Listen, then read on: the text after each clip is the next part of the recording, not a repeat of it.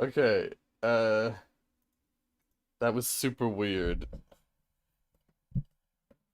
So, the stream wasn't starting for the longest time, and everything was like freezing and glitching out. And it was because Discord had crashed. It's like Discord was using all of my, like, RAM or all of my network, like all of my internet or something, because YouTube was just completely broken. That was super weird. Sponsored by Acer? No. No. Unfortunately not. It's like Discord breaking completely broke my computer for a brief second there. That was super weird. um but yeah, so I'm on the Reddit, although I'm noticing there's not a whole lot posted in the last month, so this might be a super short stream. Dear. Yeah, no, not sponsored by Acer. I suppose I could say I'm sponsored by something or someone. Uh, where is it?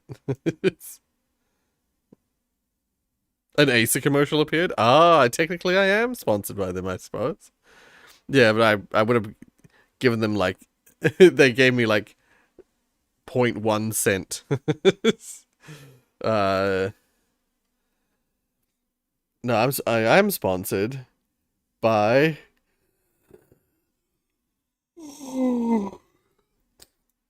uh all of wait, is there anything incriminating? All of you guys. Yeah. It's my membership stuff. Um so yes, as per usual for these streams, I'm supposed to say, yeah, thank you, Core Gamer, for 58 months. Where's the next Real Maximilian? It's Rocky with 45 months. Um Tiana with 56 months. Malik with 5 months. Jamsicle with 4 months. That might be a new username because I'm not. They've had several months of Royal Maximilian subscription, but I've never seen that name before or that icon.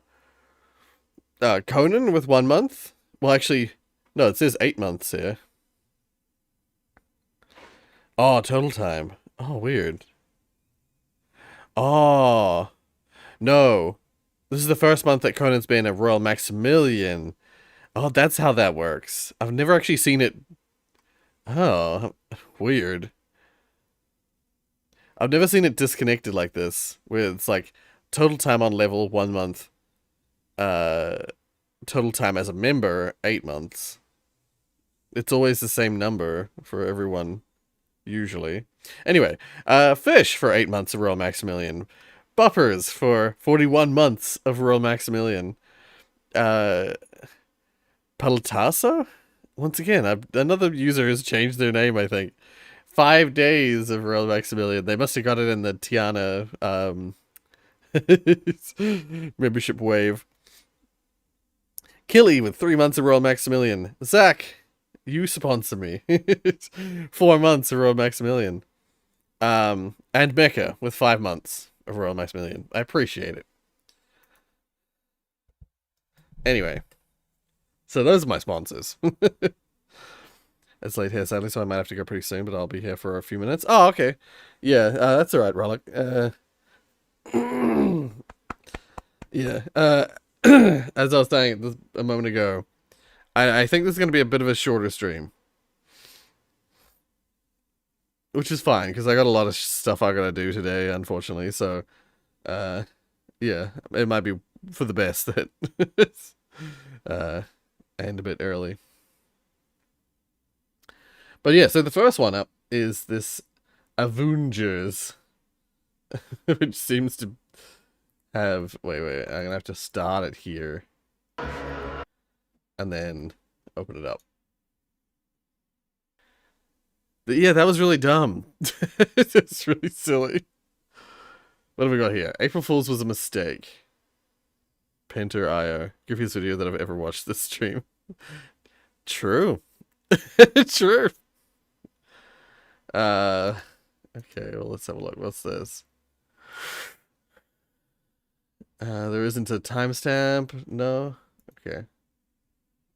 This is a 20-minute video. Wait. Nathan.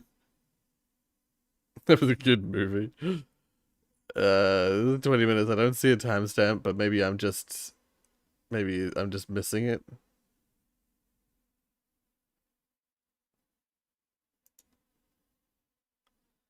Yo, I'm cooked. How do you play this? How is this remotely playable? Okay, that works there. Okay. Wait, I'm too good at this. Oh my god. Wait, Tetrian who? Can we gamble on how long it takes for Tetrian to appear? Bro, that guy's gonna, like, completely destroy this. Oh my god, dude, I'm never getting a T-piece. What am I doing? It's so cooked. Yeah. Can I get floor 2 at least? Can I get floor? Oh my god. I was gonna say. Also, yeah, if you look here, I have 40 out of 2,500, by the way. There is a reverse. You just need to unlock it. New event. Wow, excited. Bro, it's so unplayable. It is everything I wanted it to be. Yo, I just got a D spin. Okay, which one? I can do... Can I fill this? Okay, yeah, I have an easier time filling the one there. So I should place the T there, and then... Oh, it's so fucked. I think it's over for me. Can I get floor 2 at least? Get me out of floor 1, man. Oh, it's GG. Yeah. Yo, someone got 127 meters already. I was gonna say, I tried one of these, like Yeah, I'm not very good at Tetris normally, you know. But I tried one of these, like, dude, these ones, like, how do you 5-piece. Okay, wait, actually, maybe it's not that bad. 5-piece like, Tetris games. Large S and large Z. You just need, like, a too-high wall. You can stack I want to say it's okay, literally impossible. I got floor 2. It's not. What that's worth. It's so hard, okay, though. well, 80 meters. Let's fucking go. Yo, it's Tetrian. Okay, let's watch this guy fucking completely demolish the mode. Yeah, New Zealand is April Fool's. Okay, yeah, this guy is just a knower or what?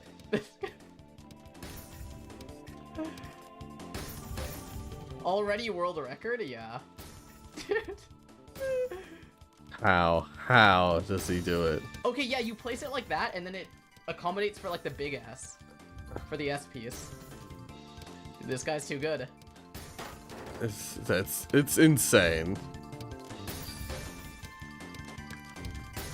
We made Tetrian mode. Like, what the fuck? This guy's just down stacking.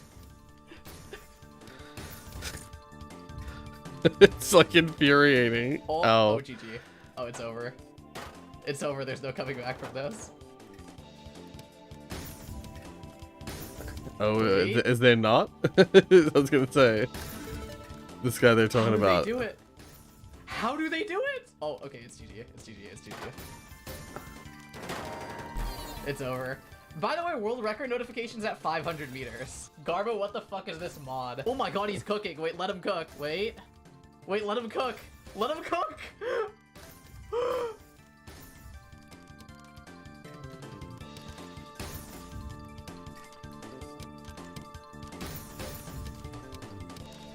Oh my god, he's so goated. Wait. Pentaminos, that's it, yeah. Wait, this guy's insane. Where Tetris is made from tetraminos. Yeah, this is pentaminos. Absolute, like, miracle. Cursed Tetris. Saved. Full down stack. The only thing that Tetrian is doing is that he's combinating the pieces as much as possible. Yeah. So he basically, like, what I would argue is the case with this and with regular Tetris, honestly, is knowing what pieces go well with other pieces. The XP Star Troll, you'd think it'd be the most useful. I think it's, like, pretty easy to accommodate for if you, like, are so, like, reading you don't always place it, like, for what you think is, like... I think bro is dead. I guess, yeah, in my mind, it's like, you're not... That's what I learnt by just like playing for a while is that you place almost less for like I want to fill the bar, and more so that it's like, well, if I place this piece in this way, then I can have another piece slot in with it well in the future. So it's like planning ahead for future pieces, especially with this game where you can see so many pieces upcoming. Like some Tetris games, you can only see the next piece and that's it. But this one, you've got your hold on the left, and you've got the next 5 pieces, so you can like plan for what pieces are coming and accommodate their spaces. Um, there's also a reverse mod of Pentrio, or a how do I say it? Which gives the player a 35 bag of hexaminos. Oh my god. Hexaminos. Yeah. I think we've seen enough for now, but yeah, that's yeah. If you struggle with Tetris, like I kind of do, um yeah, that's actually insane. Basically, Zach, what you're describing is what we've got here, where it's like, in this case, it's in that mod case. I struggle with a lot of things. In that mod case, you'd be dealing with petrominos and then also hexaminos. You're saying, so you're saying, imagine a game with like where you've got, it's like Tetris, but you've got tetraminos, pentaminos, hexaminos, maybe even triminos. I don't even know what that would be called. Like 3-piece Tetris. So 3-piece, 4-piece, 5-piece, and 6-piece Tetris all together. Cursed. Absolutely cursed. But anyway, Lumens Arise announced trailer. Oh, I wish I could middle click open new tab on the. Yeah. Anyway.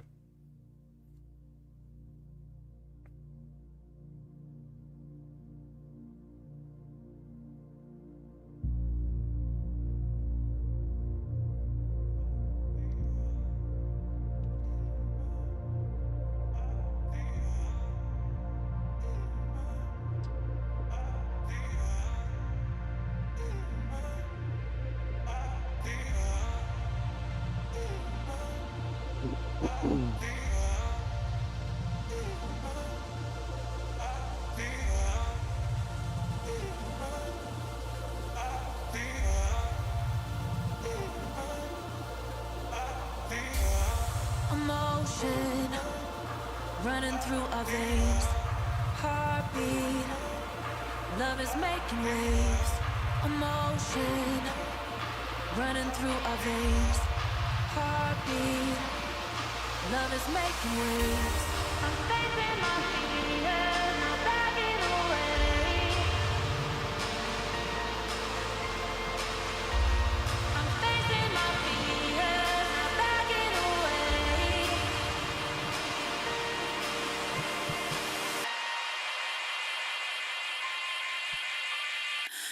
We're touching skin to skin, the bodies that we're in. We're feeling everything, we're only human.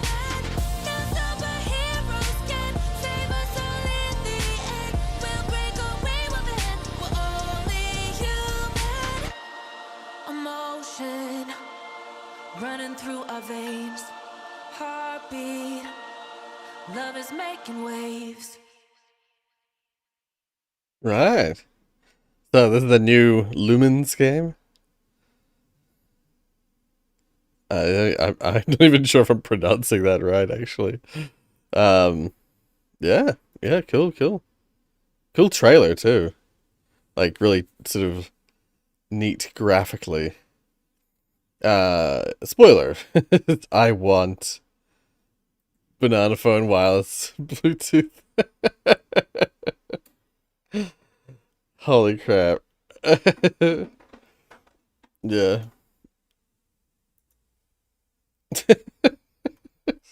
Literally a banana. Make calls through. How does it work?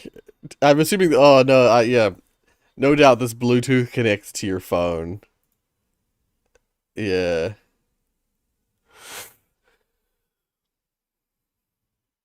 Yeah. I like how this was stem. It's not even like a functioning part of the banana. Uh, Luminese. Luminous? Luminous? Right, okay. Hmm.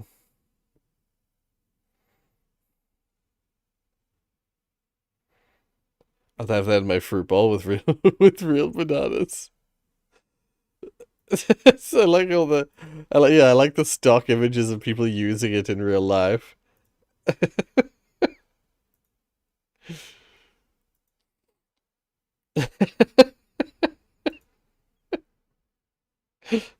Yeah.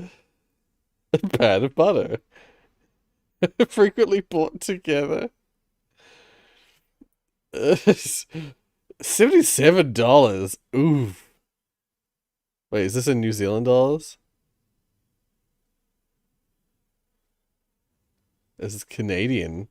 That might be Canadian dollars. If so, what the fuck? Why is it so expensive? It's a novelty gimmick product. It's $77. Crazy.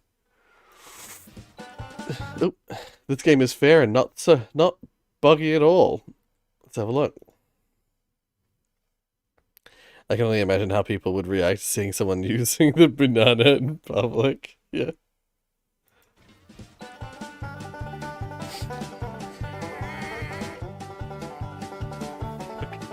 Oh my god. Oh. It's so beautiful.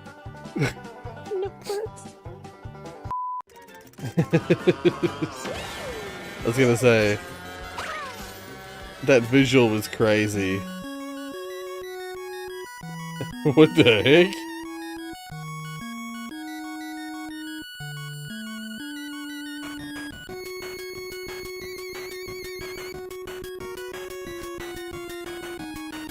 This new glitch was discovered just the other day. Basically, all you need to do is go on one of these vertical ramps with a boost and use a feather while you're close to the peak of your jump, and it puts you in this strange floating state. Useless, but pretty funny. Okay.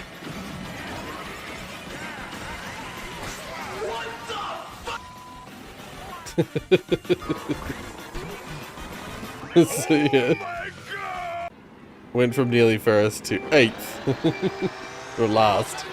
Didn't even get to finish the round. Yeah, what the heck?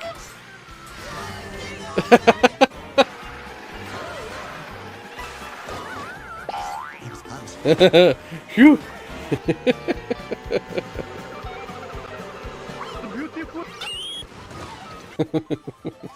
Let's go, let's go! Yeah.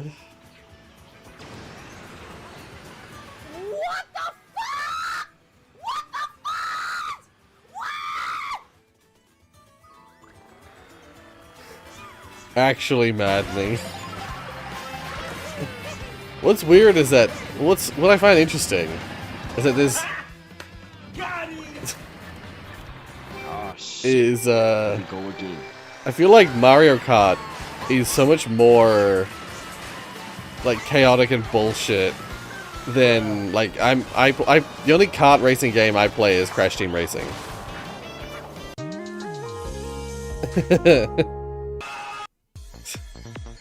And Crash Team Racing has Can't make it. Can't make it. The stuck. Out of my way, son. Door stuck. that's the door stuck. Yeah. Hello there. Yeah. What the? Is this the new game? I was gonna say, what the hell? Why was he a truck?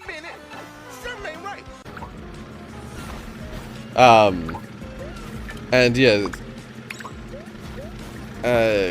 Crash Team Racing. It has some fuckery in the weapons and stuff, but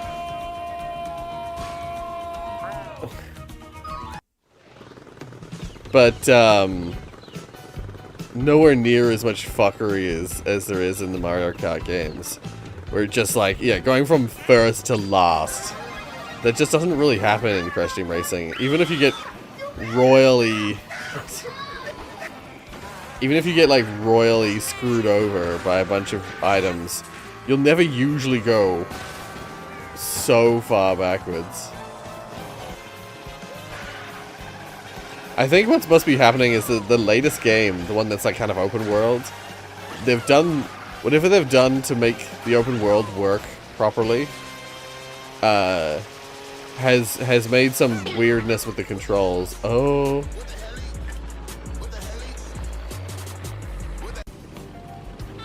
Because traditionally, kart games are, you know, you're attached to a track. And so, the karts are always moving in sort of the, usually relative to the direction of the track.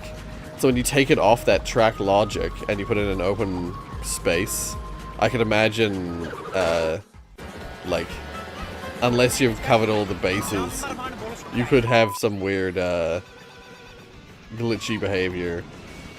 Surprise. Once again, Crash Team Racing works totally flawlessly in that context. Seemingly. Oh my god.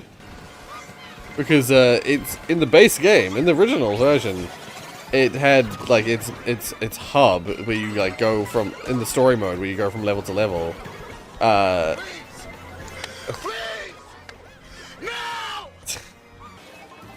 It already was an open world scenario. Call ambulance! Call ambulance! But not for me.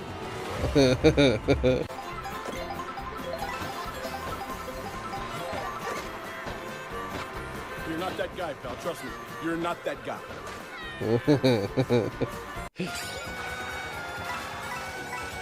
Some of these are just like totally regular gameplay. Just being funny. Funny regular gameplay. Yeah, boy. Yoink. What the Oh, bastard.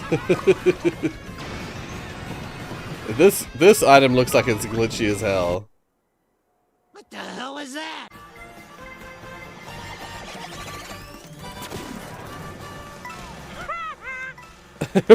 What the heck? Brilliant. We'll be together forever, won't we?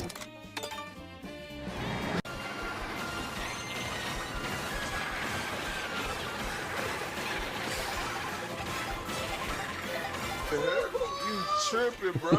You tripping. That seems to happen more often than not.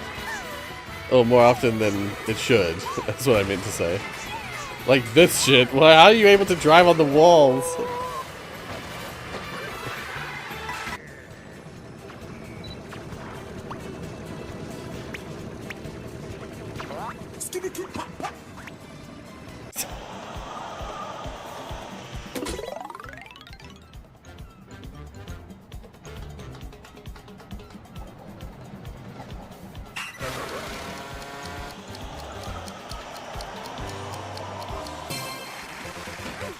You don't even have to get the rings? Ah, it must be, once again, this, the riding on the walls thing must be a feature in the new game. Because I just realized all those rings were on the wall, and clearly you weren't supposed to fly through them all. If flying gave you the ability to just get the final ring and none of the rest, then you must have had to normally. The fuck? I like blinked and missed. Oh, that's why.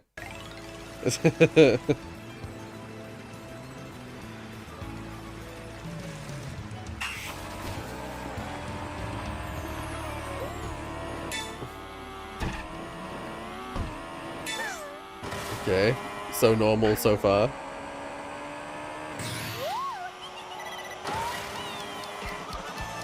Well, that's unfortunate. Task failed successfully, yeah. It's more like task failed succeededly. Yeah, that's always frustrating. When like the mission is something and you do that something, but you didn't do it in the way that the game wanted you to do it, so you failed. It's always bullshit. Um, that level with the bell there just reminded me of the fact that, for those of you who are interested in behind the scenes stuff, in my spare time, some of my spare time recently, I've been playing Sekiro, and I have ceased playing Sekiro because it does fail, successfully failed. Yeah. um, I have started playing Sekiro and I got a fair way through it, and I have since ceased playing Sekiro because it it pissed me off so much. It's exactly what I suspected of that game. It's a lot of fun when the game is being reasonable, but the game very quickly becomes extremely unreasonable. Um, the chat XP thing is a new feature on YouTube. It's basically it's to do with like who's chatted the most in the stream, but it's not really like actually who's chatted the most. It's calculated somehow via seemingly calculated somehow via like extended chat. And so if, for instance, if like Zach, you show up as soon as I post the stream, like 8 hours before I actually stream, if you comment then with like, if you comment like first on the stream 8 hours before the stream starts, then you don't have to comment very much. You have to just comment a few times here and there, and you'll maintain your first place number. And then Nathan usually comes in with a second, because they also notice the stream second. Yeah, so it's an extremely gameable, gameable. And I thought I could turn it off, but I can't see what the settings are for those features. Like I wasn't planning to turn it off, but I was like looking into it. Well, I was trying to look into it, and I couldn't find it. When it first showed up, I swear there was some settings for it. If there was a tie between two people or more, then it's sorted in alphabetical order. Right, and then there's that, which isn't the best way to do it, but that's all good. Yeah, if there's a tie, just like whoever's name is the earliest in the alphabet. Which is unfortunate for Zach.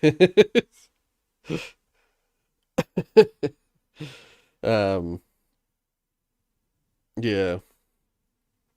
Anyway, yeah, so I just random like peek into my into my private life. So I've been playing Sekiro and it's been pissing me off. Cuz let's just say I did have a lot of fun with it, and it like versing regular enemies with predictable attack patterns. Well, not even predictable attack patterns. Attack patterns that I feel are relatively consistent. Super fun deflecting attacks and killing the enemy, via stagger break, breaking their posture and then getting a death blow in. That's super cool, super fun. But then, like, all the bosses and all the special enemies in the game either are strong enough that they break your posture before you break theirs, or yeah,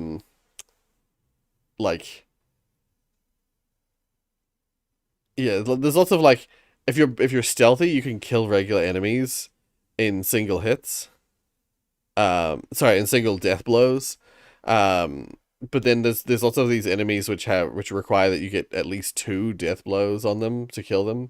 And if you run away and hide and come back, they rejuvenate themselves, and so you can't like get a death blow on them stealthily, run away, and then come back and re-death blow them. uh,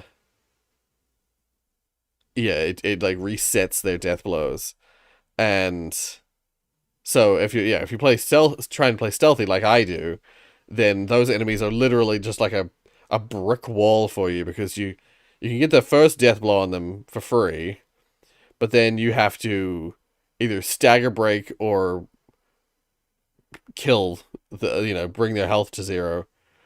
And yeah, let's just say there are several enemies that stagger breaking them just isn't on the, at least in the way I played it, from what I could tell, I just stagger breaking them just wasn't on the cards for me. And the and like chipping them down tiny bit by tiny bit health. Well, yeah, that's the other thing is like plenty of enemies are pretty easy to kill, even if you just like dodge their attacks instead of parrying and just hack away at them physically. But then there's so many enemies where to actually hack away at, like, they're just regular people, but suddenly this random regular person, to kill them, you have to hack away at them so much before they've got low enough health to kill them. And yeah, it's just so frustrating. Yeah, I was like bashing my face against a brick wall last night, trying to fight this one dude, and I was just like, why am I doing this? This isn't fun. I'm not enjoying myself, so I just uninstalled it. I basically rage quit. Yeah. And the feature doesn't care about setting other players tied as same number.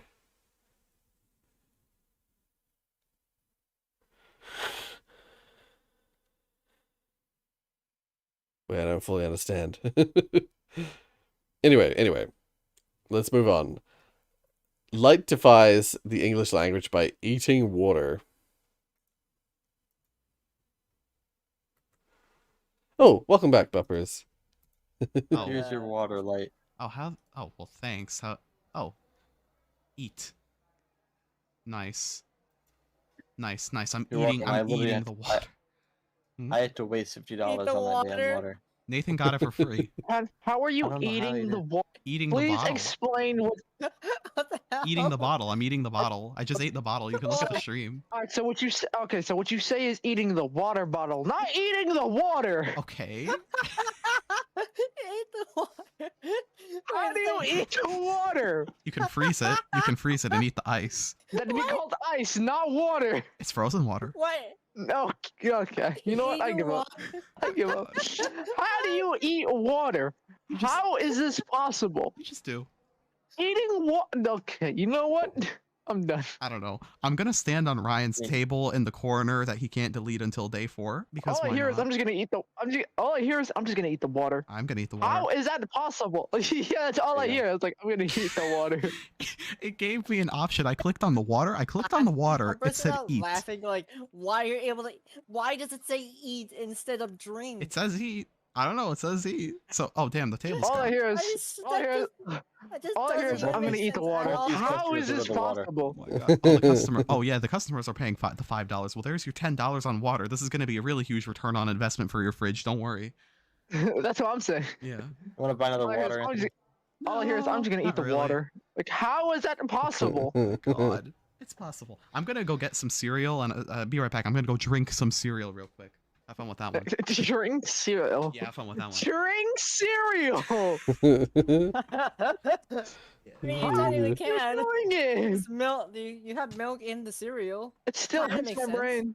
It still Makes hurts more my sense brain than eating to water, hear yeah. that. To hear. I'm gonna go drink. I'm gonna go eat some water. I'll be right back. Okay. That still hurts. That still hurts my brain. A VIP customer just entered your restaurant. Oh, I could be wrong, but I think a VIP customer has entered your restaurant. I see that. I could be wrong, but I think that's what happened. Yeah, it's right there if you're watching it. Okay, they want water. The customer and the VIP customer want water. That's. Am I just getting that more now? Not less on food. How much for the So what's This your video was name? made in the Water? Roblox game Restaurant Tycoon 2. Ah. I swear to God, if it's over $1.50. Okay, I'm back. Is there a price for water? Wait, let me see the menu. Water is How much is the $1.50. water? I swear to God, if it's over $1.50, I'm gonna crash out. It's $5. Why is it $5? That's what I was saying. It's water. That's what I was It's saying. water. How Wait, is they it can go to the menu. $5? You can't change it. $5. You can't change it, and Why is people it buy. $5? I don't know. The It's customers buy water. it. It's a liquid. It's not a 5-star gourmet meal. Why is it $5? Hey, the customers pay. If the No. customers pay it, they pay it. I pretty much have to pay It's it stupid anyway. though. I paid it. I paid $5 buy to eat some my more? water. That's So like me saying, "Hey, I'm gonna." That's like me saying, "Hey, I'm gonna buy $100 just for a piece of candy." That's like way Maybe. overpriced. let me see if there is $100 for candy. The most Oh, I expensive thing found here a is chicken cook order. no. It's just ramen noodles and roast dinner for $7. That's the most expensive item. And they actually make you a real meal. $5 They make water. me a real Yeah. meal. Maybe I'll order ramen noodles. Oof. I don't know. Anthony, you suck at making restaurants. Yeah, I don't know why I have a fucking table in front of my drive-through delivery window. Time Like, to order fries. Wait, what? Restaurant light. oh, you want to order fries? I think probably my waiters and chefs are gonna just do it automatically. They're just gonna be on it. Yeah. Wait, so what can you order from here? Like what type of food is it? At your restaurant or Yeah. like mine? Oh, I see menu. I'm American and Greek here as well. Why am I also American and Greek here too? I don't know.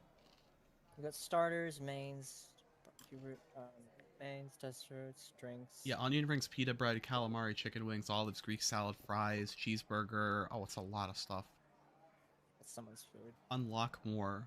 Okay, we have American food. Oh, I got and the fries already. Oh, nice. Did a waiter give it to you or something? I think so. Okay, probably. I like that you're eating it with a giant fork.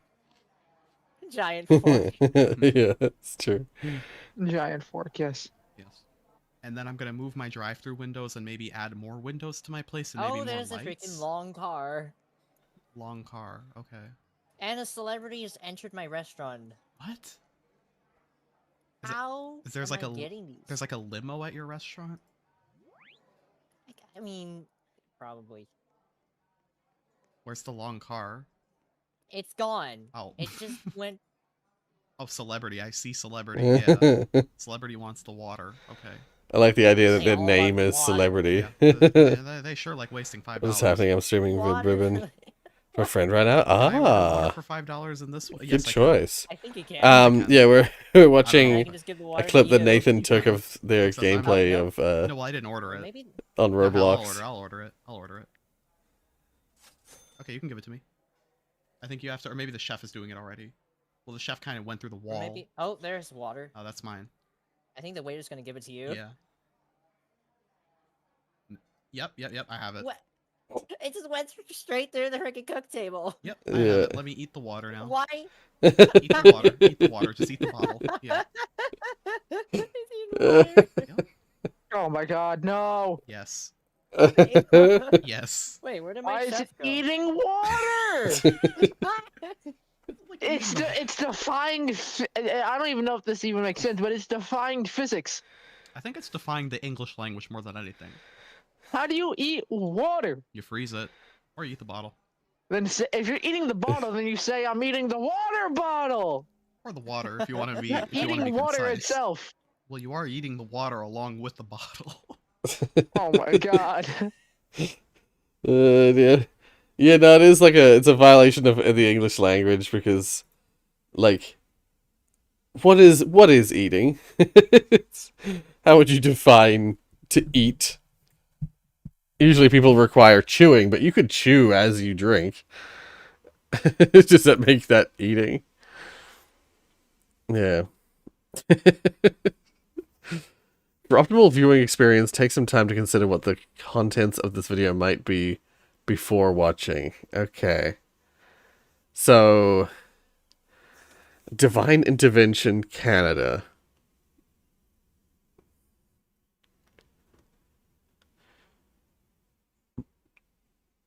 It's some D&D. Divine Intervention Canada.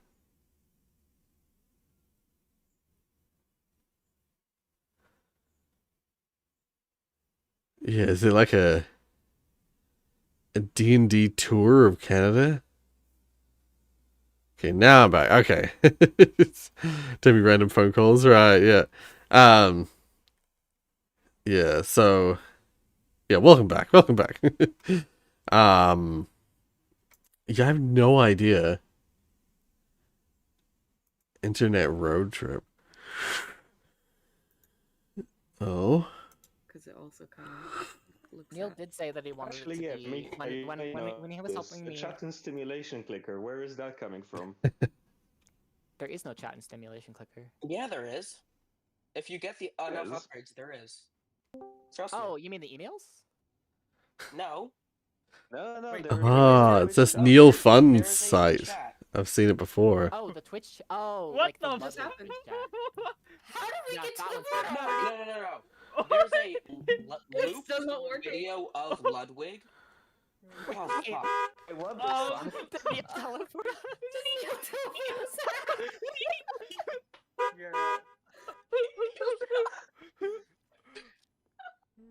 Oh. Well, at this point, he might as well just teleport us into Canada. Fair.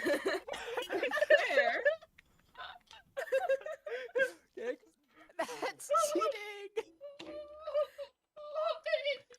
Was that actually Neil or? The fucking line on the map that just It had to be. takes He us literally to the just. border. He literally just I was DM'd like, me. It has to be Neil. We're going back. I was like, how did we get to the border? Thank fucking God I was recording on the main screen too. Oh my God. Please send me this recording afterwards. I need this recording. This was from a 3-hour recording because Mika, the admin, was monologuing about a Minecraft pig teleporter. I Accidentally catches a historic moment on camera, right? Yeah, did he? Did I might have missed that at the start. Did you guys just teleport from all the way over here to all the way over here in one step? Just taking us from the airport to Yeah. the border crossing. What the fuck? Neil helicoptered us onto the border checkpoint. Just fucking plopped us at the border, and then we turn around. Wait, what? Okay, now we're in Canada now? Put us past the border. No. Thanks, Wait, now Neil. Wow. Thanks, Jeez. Amazing.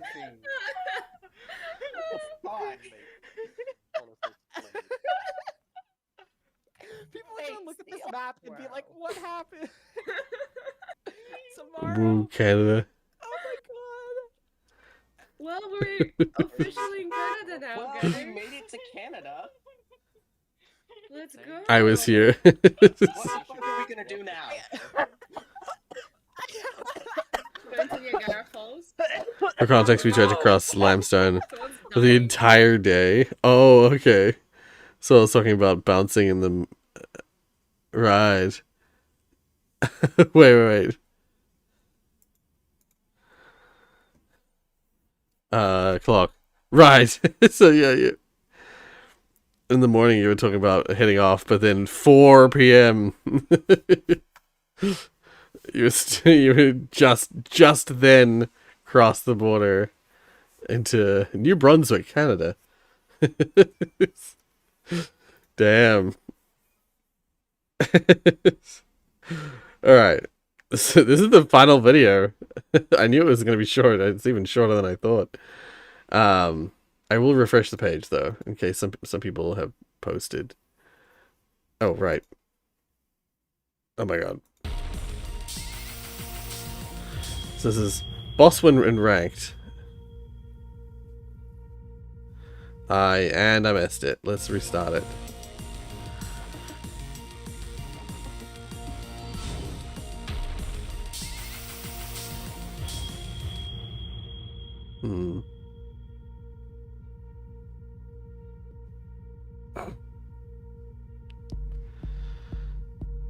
Ah. Nice. You were playing as the boss. And, Hell yeah. Nice, nice. Yeah. All right. Well, we got one more. We got one more item. And then that's it. Maybe I was gonna say maybe I'll show what I'm up to on Sekiro for the end of the stream, but I uninstalled it. I could reinstall it, I suppose, but yeah. Wait, hold up. It says warning loud, so let's put the volume down a bit. Be disbelief, like, is this really happening? The mate had knocked on the master's door to wake him up and told him. I ran over a duck boat. The master threw on what clothes he had found quickly and rushed to the upper wheelhouse, taking over the vessel. They passed upriver far enough that they could not. Wait, I'm gonna watch it again. And witnessed an expression on the mate that appeared to be disbelief, like, is this really happening? The mate had knocked on the master's door to wake him up and told him. I ran over a duck boat. The master threw on what clothes he had found quickly and rushed to the upper wheelhouse. So you guys listening to like an audio book of some sort.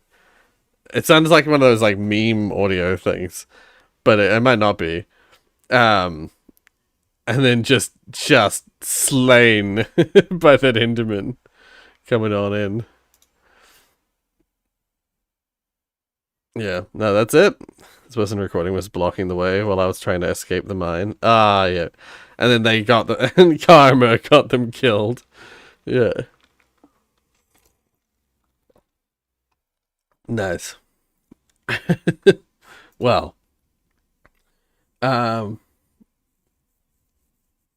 For like, because we've finished, we've reached the top quite early.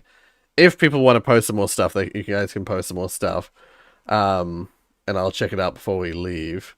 But I think what I'll do is I will just go back to From Software.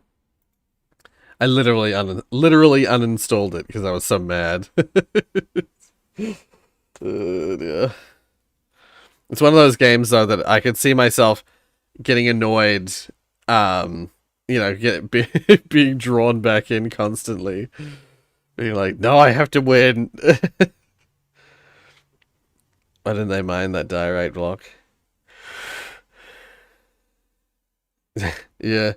I from what I could tell, there was only one Zero Tools. Oh. I was gonna say there was one block space that just needed building and that would be it. Oh god, is it gonna have to download the full 13 gigs again? Okay. Well, let's just chat for a bit.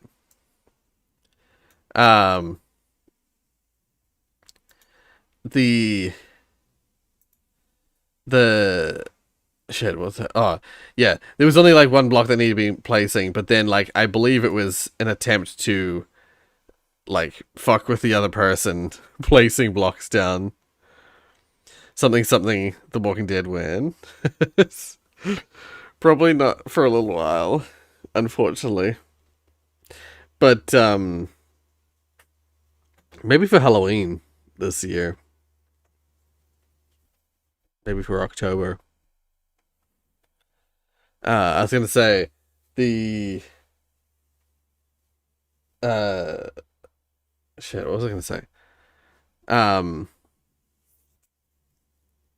Oh, yeah.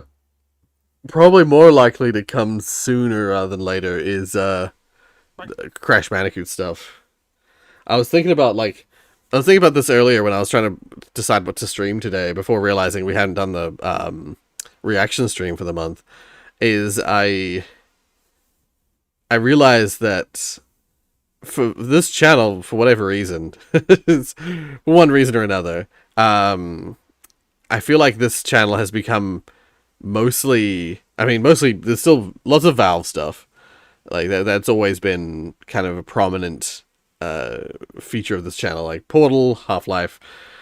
But then Crash Bandicoot. Lots of Crash Bandicoot stuff on this channel has done really well.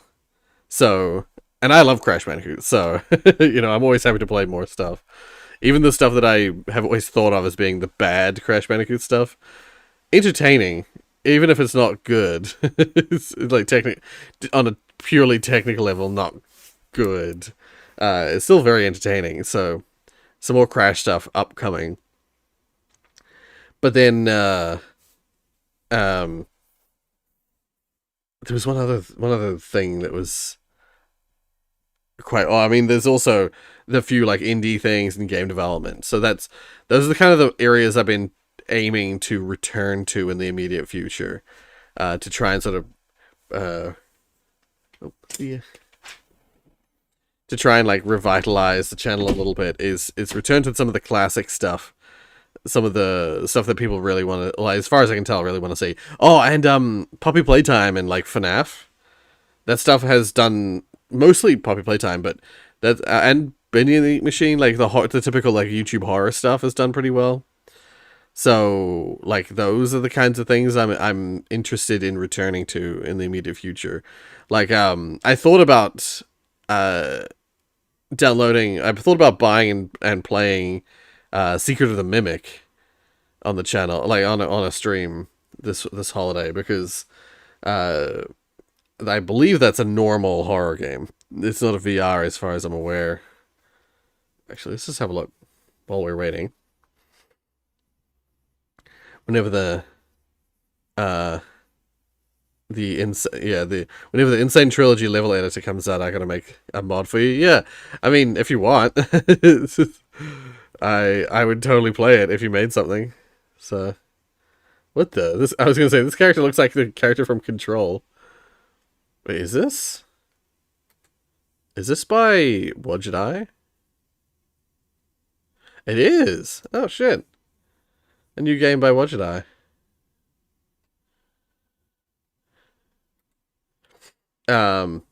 And yeah, game development stuff. I thought about doing a game dev stream thing for this holiday, but I just don't have the energy for these normal school holidays. I don't have the energy for it, so I'm probably gonna save it for, unless I'm really keen to do it myself, I'll probably save it for the Christmas holidays. Now what the heck did I come on here for?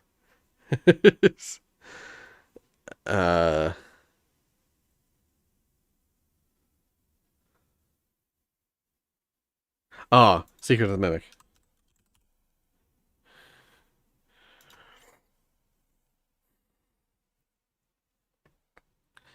Yeah. From what as far as I'm aware, yeah, there's no like VR stuff listed here. So this is a strong possibility that I play this, because I haven't kept up with Five Nights at Freddy's stuff. So there's I still have yet to play the VR Help Wanted 2. Did you say a long while ago you wanted to play some Sonic games? Or no, that is true. I think there was some Sonic stuff right on the front here. Yeah. I have a bunch of Sonic stuff on Steam, but there was like, what I was really thinking was I was extremely tempted to buy some old, like, of the cringy Sonic games, or the like Sonic games that are terrible, and play those. So like Sonic Heroes. Actually, people like Sonic Heroes. It's like Sonic 06. All the Sonic games that are, well, I mean, even Sonic Heroes, it's pretty terrible by the looks of it. From what I've seen from Game Grumps, it's pretty terrible. And I have no particular connection. But that's probably the reason. That's the problem, is that I have no real connection with Sonic. I never played it as a kid. When I've played the originals, I'm not really a huge fan of the way it plays. So maybe it's not the right kind of stuff for me. But I have, yeah, that has been a thought of mine, is like giving the old and modern Sonic games a try. Honestly, Sonic Frontiers looked pretty cool. It looked like it played well, and it looked way different to anything prior in the Sonic series. Wait. Sonic So yeah, I own a bunch of random Sonic stuff. I don't even know what Sonic Superstars is. Yeah, there's the DLC for Frontiers. Wait. Games. There it is, Sonic Frontiers. This like crazy open world map with like kind of like realistic graphics, except for Sonic himself. And like the monsters, like the enemy, the main big boss that I've seen. Yeah, they're like giant mechs and stuff like that. It's almost like Horizon Zero Dawn. And the main big boss guy is this huge, scary looking mech, a robot thing, and yeah, and it's got like really good music from what I've heard as well. So maybe, maybe one day I'll play that.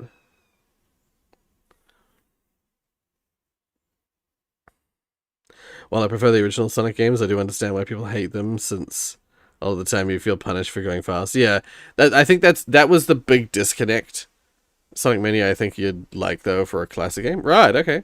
I think that was the big disconnect for Sonic, was that the character in the show was constantly talking about, gotta go fast, and just like zooming through a space. It was kind of like Sonic is literally supposed to be running around at the speed of sound. It's like all the music and all the like media surrounding Sonic was about how fast he is and just moving really fast and zooming through something or some space. But then the first few games, because of the way that they're designed, the screen, you just can't. If you try and go fast, you get immediately punished. And so like what feels like the main premise of the game doesn't work. The fastest thing ever, then gives you a water level. Exactly. Like you immediately get into these levels where you have to like stand on a platform and wait for it to slowly go across the screen. Yeah, and then like drag yourself through the water, and then you have a brief moment where you can go fast and you zoom off and you immediately hit spikes that you had no way of seeing because they were off screen like a fraction of a second ago. And it's like, how are you supposed to play this game? Some of the more modern ones have alleviated that problem somewhat by having like the camera able to zoom in and out as you need to. Like when you need to do small, precise platforming, it like zooms right in, and you can get the small platforming. And then when you're in the parts where you want to go really fast, it like zooms way out, so you're like a speck on the screen, and you can see stuff coming for miles. And widescreen really helps with that. But then and then you've got the 3D games, which are probably the most functional. Like if they do it right. I feel so sleepy. It's 4:10 a.m. here. Oh my god. Oh, I'm sorry to hear that. I'm sorry to keep you up, but also a 4-day weekend.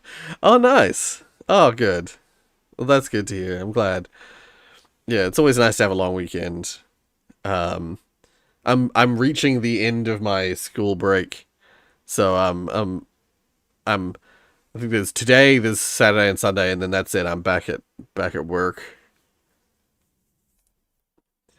And the Saturday and Sunday, I've got to do a lot of like housekeeping stuff, getting ready for school. So yeah, today's my last day of like true freedom. But yeah, so the 3D Sonics, like, because that you're running towards the stuff, like it's a little easier to read. But then the problem with a lot of the 3D Sonics is that they are made so easy that you kind of just hold forward and press the like dash button whenever the dash icon shows up, and that's it. So Yeah, that's seemingly the complaint I've heard from the likes of the Game Grumps, especially Aaron. Aaron loves Sonic, but he shits on it all the time. And then the characters and stuff are pretty cringy too. Dear.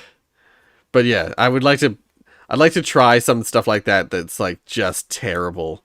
Like, no, and when I say just terrible, it's that idea that it's the same thing where it's like, oh, hey Maddie, we've already run out of stuff. Yeah, we did. We ran out of stuff to watch. Except for this new one you posted. We'll see. Let's have a look. Yeah, so, like the same approach the Sonic stuff with the same kind of like attitude that I approached like Crash of the Titans with, which is where it's like I've been told, and from my distant, from seeing it from a distance, I've always either been told or thought or both that the game is terrible. But then, actually giving it a try, seeing what it's like for myself, and maybe getting some enjoyment out of it. Because, like, with Crash of the Titans, while I still think it was a pretty bad game, I got some fun out of it. I had fun in some parts of that.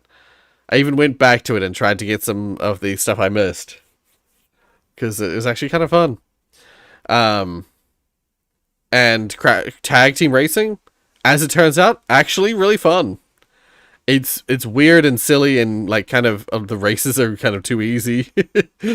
But honestly, I'm fine with that. I don't mind a game being a little bit on the easier side. There was just that one challenge that was so fucking hard. And it had the platforming hub, which was really fun. Like, I really liked that. Honestly, you could just take that platforming hub and make a whole game out of that, and that'd be great. One day you'll 100% Wrath of Cortex. Oh wait, that one race level. Never mind. Yeah, no, never happening.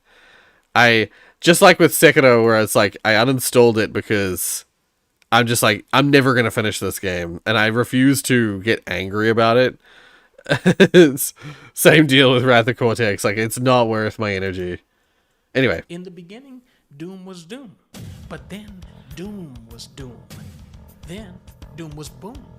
And now Doom is Zoom.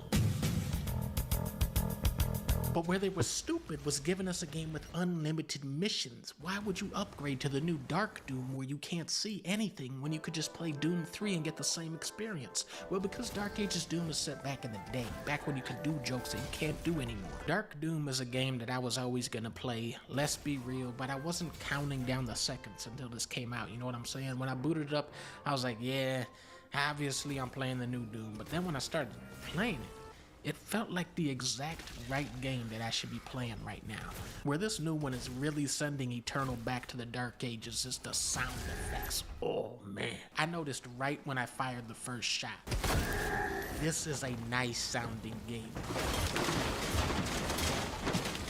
When you do the big jumpo jump, oh, I love that jump. And I go, whoop. Here I go. I believe this is a Winslow approved title. My biggest fear for Doom of Darkness was that it would just be more levels for Doom Eternal. I love that game. Everybody loves that game, but I already got that game. Give me the new one, which is truly new because it has Doom Guy's face on the HUD like the old one. Doom Guy dies. Spoiled. This time you play as Captain America, who can throw his shield at villains like God of War and split them in half and throw the shield into their guts and it starts spinning like a chainsaw. You can shoot bullets off it like the coolest thing ever in the world. You put your left foot in, you put your left foot out, you put your right foot in, and you shake it all about. One time I shot a zombie and he did the hokey pokey. That's what it's all about. In Doom, there was no zoom. Doom Eternal, you said shoot, little itty bitty shoot. This one, you go. The whole game. Urkel-type doomers will love the lore about the hyper-phased lattice cores that generate a quantum disruption field. With each installment, Doom's storyline becomes more of the storyline of Halo, except this game's levels look infinitely better. Doom is all about chew and shoot, rip and tear, slurp and stomp, but sometimes you just gotta calm down and look at the nice graphics and be like, dang, this is some nice graphics on this Doom. I feel like half of AAA games don't run on PC anymore, so it's cool to see what my graphics card can actually do. Nice. I haven't destroyed this much terrain since Dragon Ball. I haven't failed titans this large since Titanfall. I haven't seen physics this good since Red Dead, and I haven't parried this many attacks since Metroid Dread. Dark Ages Doom is a homage to a simpler time when gaming was affordable like Mario Kart. Except this game actually cost $20 more than Mario Kart. Unless you download it on your Uncle Tony's Game Pass account like I should have did. Right, yeah. No, it looks good, honestly. Yeah. Yeah. No, it honestly, it looks like a great game. It actually looks more fun to me than Eternal was. More so because it's slightly slower paced, and a bit more like you have a bit more time to think. I think is the problem I had. Wait, is it really? Wait.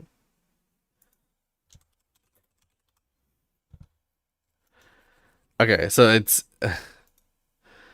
you've got my birthday right there. So in New Zealand dollars, it's $130. Very expensive. That is on the upper end of video game prices. That's like, I remember when games first became $130 a while back. And yeah, I mean, what's that? How do you convert that? Let's have a look. So like 130 NZD in USD. $78. See, we pay more. We pay more for our shit than the Americans do. Although you said it was £70. So $130 is the equivalent of £57. Yeah. You guys pay so much freaking... That's ridiculous. You pay so much for games. I remember that was always the case. I remember seeing... Because I used to watch... Sorry, I used to buy a PlayStation magazine that was called Play. And, like, this is the magazine I used to buy all the time back in the day. And it was a British publication. And I remember always finding it strange that the prices listed in the British magazine were always pretty similar or, like, comparable to the prices listed here in our stores. It didn't really dawn on me at the time that, until a bit later, that, oh, hey, Times Court. How you doing? It didn't dawn on me at the time that, you know, the British pound is worth more than New Zealand dollar. So, like, yeah, even back in the day, there were, like, games selling for, there was, like, an ad for, like, £59 for this game. And at the time, the game was, like, $60 New Zealand dollars in the store. And I was like, oh, that's normal, you know? Game, at the time, it was about a 2-to-1 ratio. So, like, literally double the price in the UK. That's it, even at these prices, games are still the cheapest form of entertainment I can think of. True. That's the thing. What's crazy is that, for stuff like that, I just pay in US dollars on verified resellers. Yeah, not the shady ones. Yeah. No, what's interesting, is I remember Fallout 3 was the first game that I ever saw come out at $130. When did Fallout 3 come out? 2008. 2008, Fallout 3 came out, and I saw it in a store called Harvey Norman. That was known for being kind of a little bit over, well, like on the more expensive side. Like where other stores would have sales, Harvey Norman almost never had sales for games, and so its games were always quite expensive, like full retail price. But sometimes they had games that other sellers didn't. So like sometimes I'd go to Harvey Norman just to see if they had like some specific edition or game or whatever. Joined the Reddit gang? Nice. Yeah. And yeah, I remember seeing at Harvey Norman, Fallout 3 came out as $130, and I remember my brother and I were shocked because no game had ever been that expensive. Like $100, $110 maybe, but $130 was like, what the fuck? And that was back in 2008. Games ceased to be $130 for a long time. On the release, as of like the release of the PS4, games kind of went back down to being at most like $100, $110 sometimes. But in recent times, it's finally climbed back up to being $130 again. And I realize in hindsight, it's because 2008. Do you think it was worth $130? Fallout 3? No. No, I love Fallout 3. I think we bought it for $130. I think my brother bought it for the full price. Hold up, what's this? Always worth checking the site for the best price. Oh, right. Oh, yeah, Fanatical. Is this showing in... What price is this showing in? Does this site automatically change your prices to local price, like currency? I can't tell. Oh no, currency USD. Country New Zealand, but currency USD. Let's go New Zealand. There we go. Oh, whoops. NZD, please. Confirm. Okay, so for in New Zealand, the cheapest price is still Fanatical, as well as Green Man Gaming, at $96. It's the cheapest price. The Humble Store has it on for $116 apparently. Blizzard? You can buy it from Blizzard. Blizzard has it also for $116. Microsoft Store $116. Steam $116. In what way? What? Oh, that's the. It says current. What are you talking about?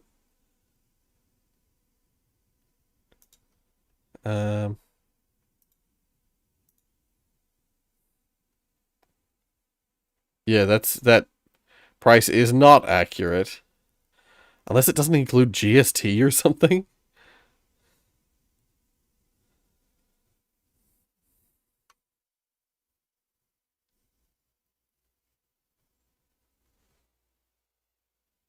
Oh, I didn't see Buppers was heading off. Shit.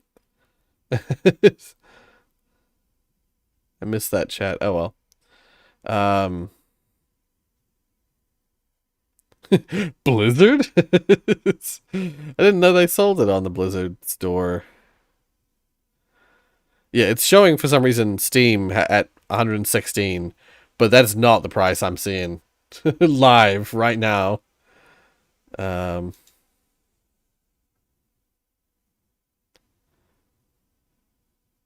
Again, unless that's without GST or something. Yeah, GST is our VAT, yeah. Honestly, at $116 times 1.15. Yeah, it makes sense. Yep. Yeah, it's probably just GST. It's just lacking GST. So if I open up Fanatical, so it says $96. If I go on here, it actually is $96. For some reason, the Steam entry and probably the Microsoft Store, all these ones, Steam, Microsoft, Blizzard, Humble, probably all just lacking GST because they're all the same exact price.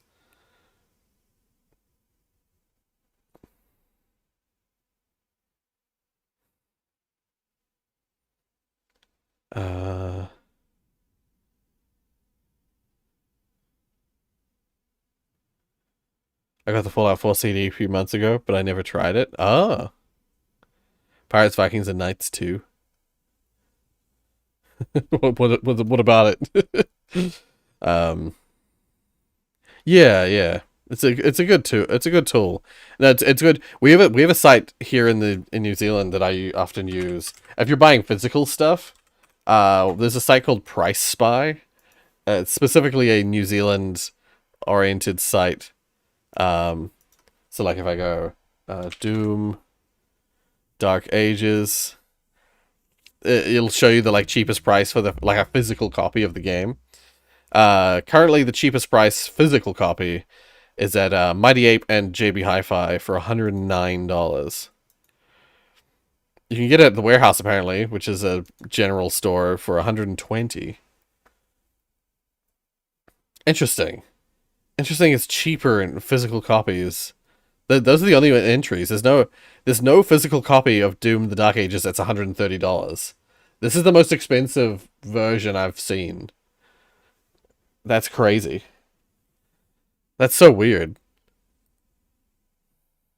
Yeah, to answer your question, Fanatical's price does seem to be real, yeah. $96 is genuinely what it's selling it for, including GST. $140 for a new Doom game, worth it. These days I can't bring myself to buy a game for that price. I'm sure a game can be sold for $1,000. It's actually, I know what games can be sold for $1,000. It's called Star Citizen. It's also, yeah, collectible versions of games. Yeah, I'll have a look. I'll return to that in a second. To the Reddit and have a look to see what you posted. My friend kind of tried Half-Life. He loved dancing scientists. And when they say stop. Nice. Yeah, I've really got to get my partner to play Half-Life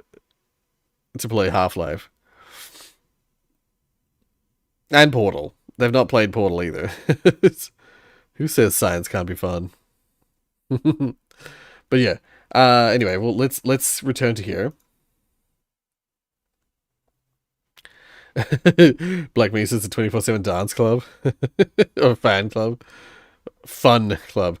God, sometimes my reading comprehension. Oh yeah. You're the time score. Cool. Half-Life 1, Half-Life 2, Doom, sound modifications.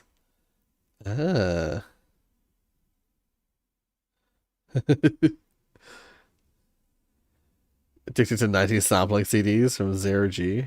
Okay. I like it. Yeah. Alright, so. Dork Souls. Is this his accent? He's playing Dork Souls. Video games are a waste of time. One of the things I have against... Okay, wait, let's open it up.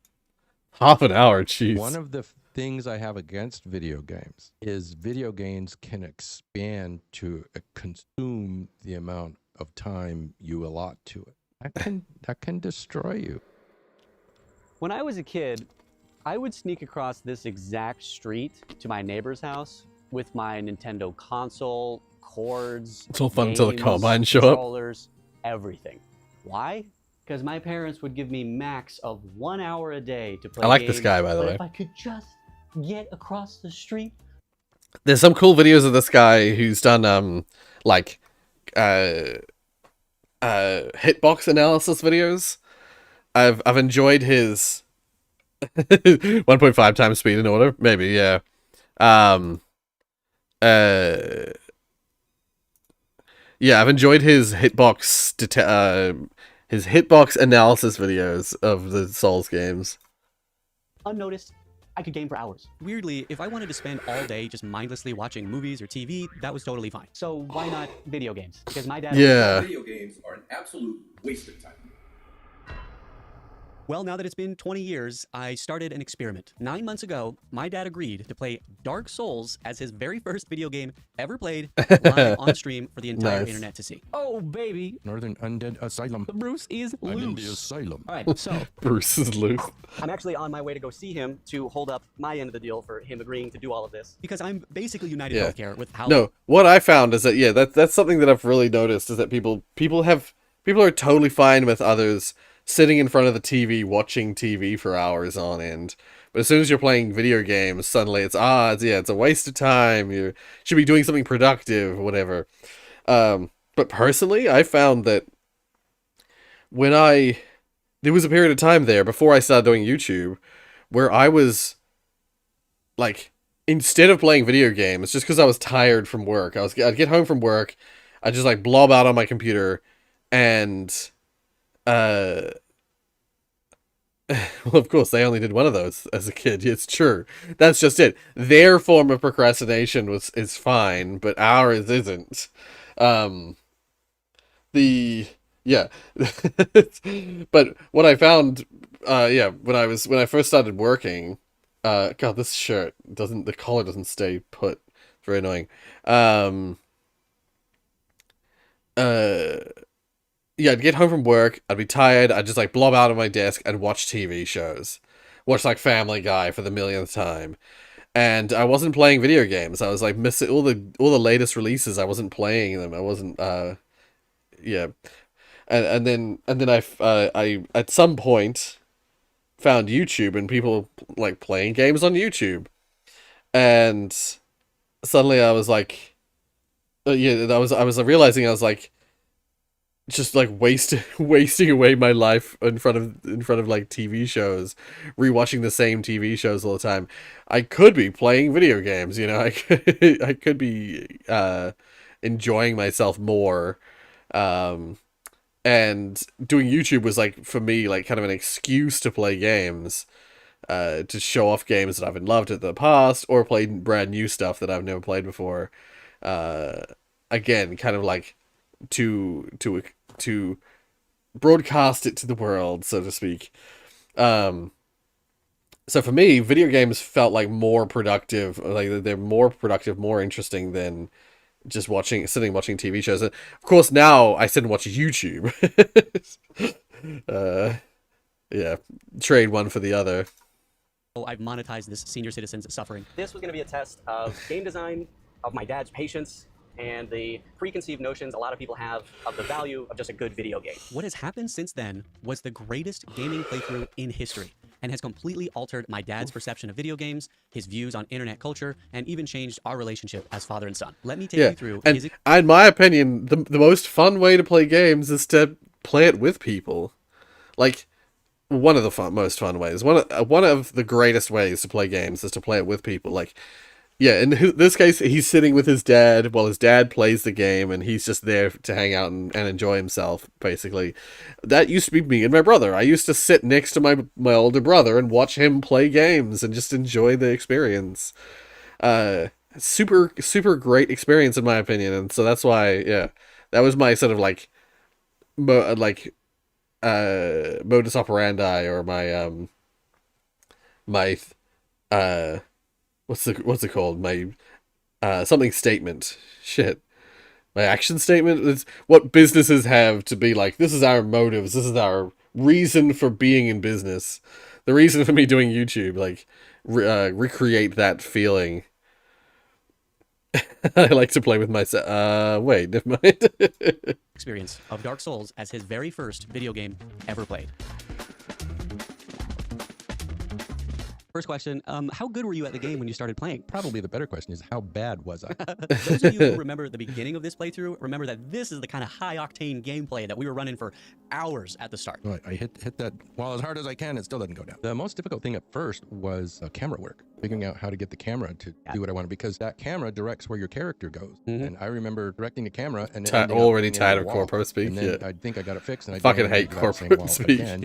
Yeah, but it was impressive if you were able to recognize that it even was the same wall again, because most of the time it was Well, just the same usually wall. You didn't know. I hit them seconds apart, so it was pretty good. Bing, bing, bing, just bing, bong, yeah. Dang, why isn't this working? I'm Yeah. doing the same thing and expecting a different result. We take it for granted how intuitive it feels to use this because we've been, moving the character with this stick and looking with the camera with this stick since Halo. But in 2000, before Halo was even released, Alien Yeah. Resurrection came out using the exact same controller scheme, which GameSpot's review famously called completely unplayable because of the controls. And I threw this man into an already difficult video game with a confusing controller scheme that he didn't even know existed. This is what's called an Xbox controller. Yeah, I recognize that. You've seen me touch these before and use them. An X-boss of the game, moving and looking around. Okay. These two sticks right there, These two sticks right here. those are you put your thumbs there. Put my thumbs there. The one on the left, One on the that's going left. to handle the direction your character walks.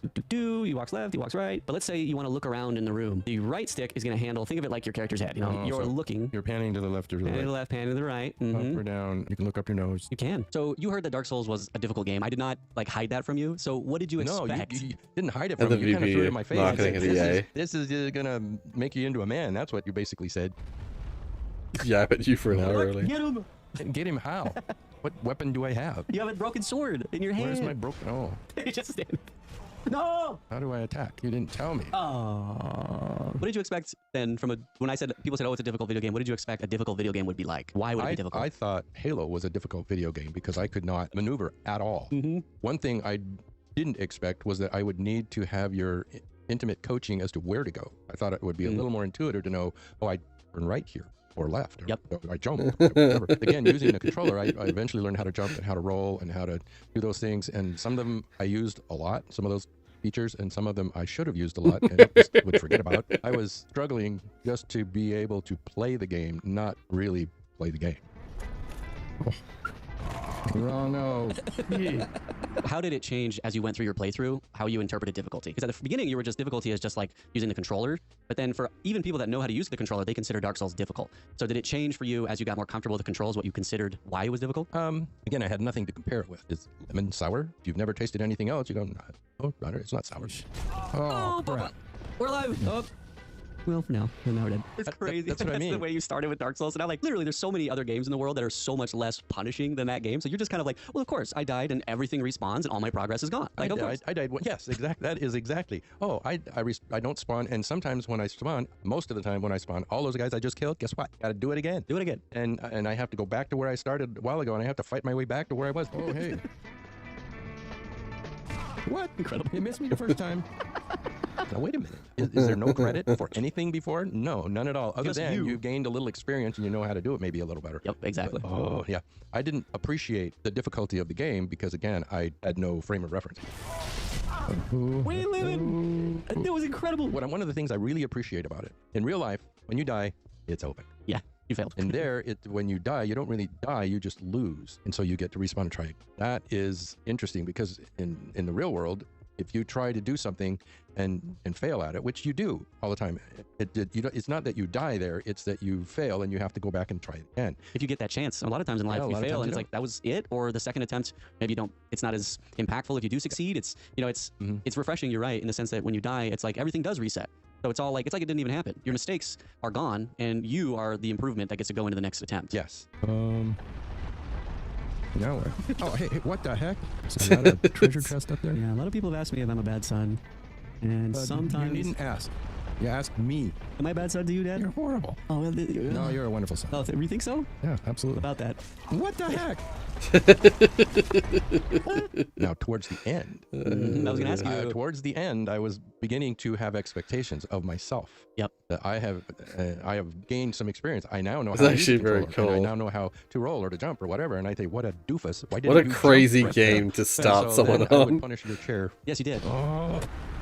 I should have swung at him. I whacked your chair, and that was me being frustrated, not at the game, at myself. And I'm sure that everybody else has that same thing. They get frustrated with themselves. They're not angry necessarily at the game. Well, but again, I have no frame of reference to say that. Well, you don't realize that there's a very good strategy in gaming, which is where you just blame the game, and that's it, and that's all you do. And that's a very good way of protecting your any psyche. problem is the game's problem. Exactly. In a lot of gaming, and especially in Souls type gaming, there's really like two camps of extremes. There's the get good camp, People are saying the reason you died is because you need to be better, just play better. And then there's like the game sucks camp, where it's like the reason I died is because the game is poorly designed. And the truth is very much in the middle.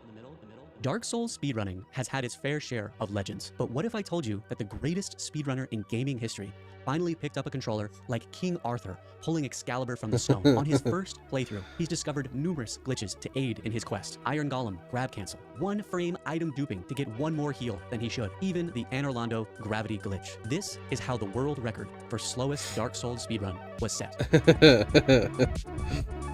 So there was some emotional moments, highs and lows of the whole playthrough, but I'm glad that you stuck it out, and everybody is, because you got to experience why games can be so engrossing. Oh yeah. So for you, like when you had like major boss victories, like when you beat like that gaping dragon, or when you beat Gwyn, or you beat Ornstein and Smo, all these different bosses, can you go into detail like what that felt like to have like your first actual like boss win in a game? You want to know that when I beat the dragons?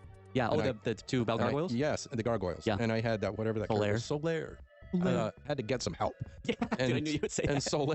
Solaire came, and so when you made Solaire attack me and kind of forced me into killing him, I was going, yes, I'll have to do it on my own, which is what I always wanted to do to begin with. Yeah. So that was an interesting cocktail of emotions. When I killed Solaire and I realized I wouldn't be able to call him up and help me with anything else, but then I get to do it myself, which is what I always did. Remember, he made him fight Ornstein and Smo by himself.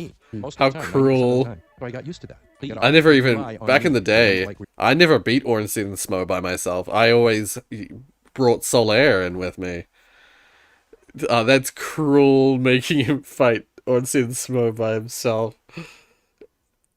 Corporate speak as in corporate speak. Corporation speak. It's stuff like, we need to synergize our strategies and, what's the line? Calling straight from, that song Weird Al made. We need to liquidize our assets and emphasize efficiencies, and I fucking hate it. Just say what you want to say, what you're trying to say. You know, like the liquidize our assets. We need the idea. I believe the idea with liquidize your assets is, so turn solid things into liquid. Basically, it's it's like make those things they've got money in them, but they're not accessible, into accessible funding. So it's and then like synergize. It's like make things work better together. Make you increase efficiency by making this work better with this. Give me a little more purple. Wait, what? And then, Rorius, can you make this stream a little more yellow? Why? Wait, what? I'm confused. Oh, I just realized my head's over the chat a little bit. I'm gonna put it up a little more, actually. And then like, what's the other one that I said?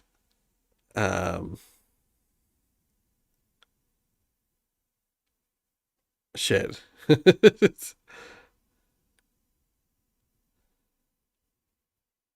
Yeah, whatever the case. There's a bunch of corporate buzzword bullshit where it's like, it means something, but people use those terminologies to basically say something and do nothing. There's been surprisingly little corpo-ness so far, but that's only because engine programmers are shielded from it. Right. Businessy departments get it bad. Yes, if you're working in like the financial side of business, so like in the side where you're the management side or the like making money side of any business, yeah, you get corporate speak a lot. I just remember it was associated with acting. The using colors, a little more purple, a little more yellow. Yeah, it's when it's basically any time that kind of speak. It's anytime you have some sort of industry or some sort of group where they're using jargon in a way to sound more professional or sound more like legitimate, when they could easily say the same thing with regular words and it would be understood way better. I'm just gonna give this a like, because this is the kind of thing I would watch. Relying on someone else. This was actually recommended to me, this video. You prefer to play without the summons because it feels more rewarding that you pulled it off yourself? And yes, actually, it does feel more rewarding because it's harder. Yeah. And when I endured difficulty, I feel a tremendous sense of accomplishment. You were saying, how does it feel? How does it feel? Well, it was so new. I was checking out the feeling. Yeah. But I was very elated, and I felt like I had really accomplished something. Oh, where I am, I'm dead. So spam that heavy attack. Because we're not hitting him. That's kind of part of the issue. Keep hitting him. Keep spamming that thing. And then block these. Yeah. I got no more splasts. See how that stops him? Keep it going. Holy shit. Keep going, one more hit. Oh my god. He had this much health.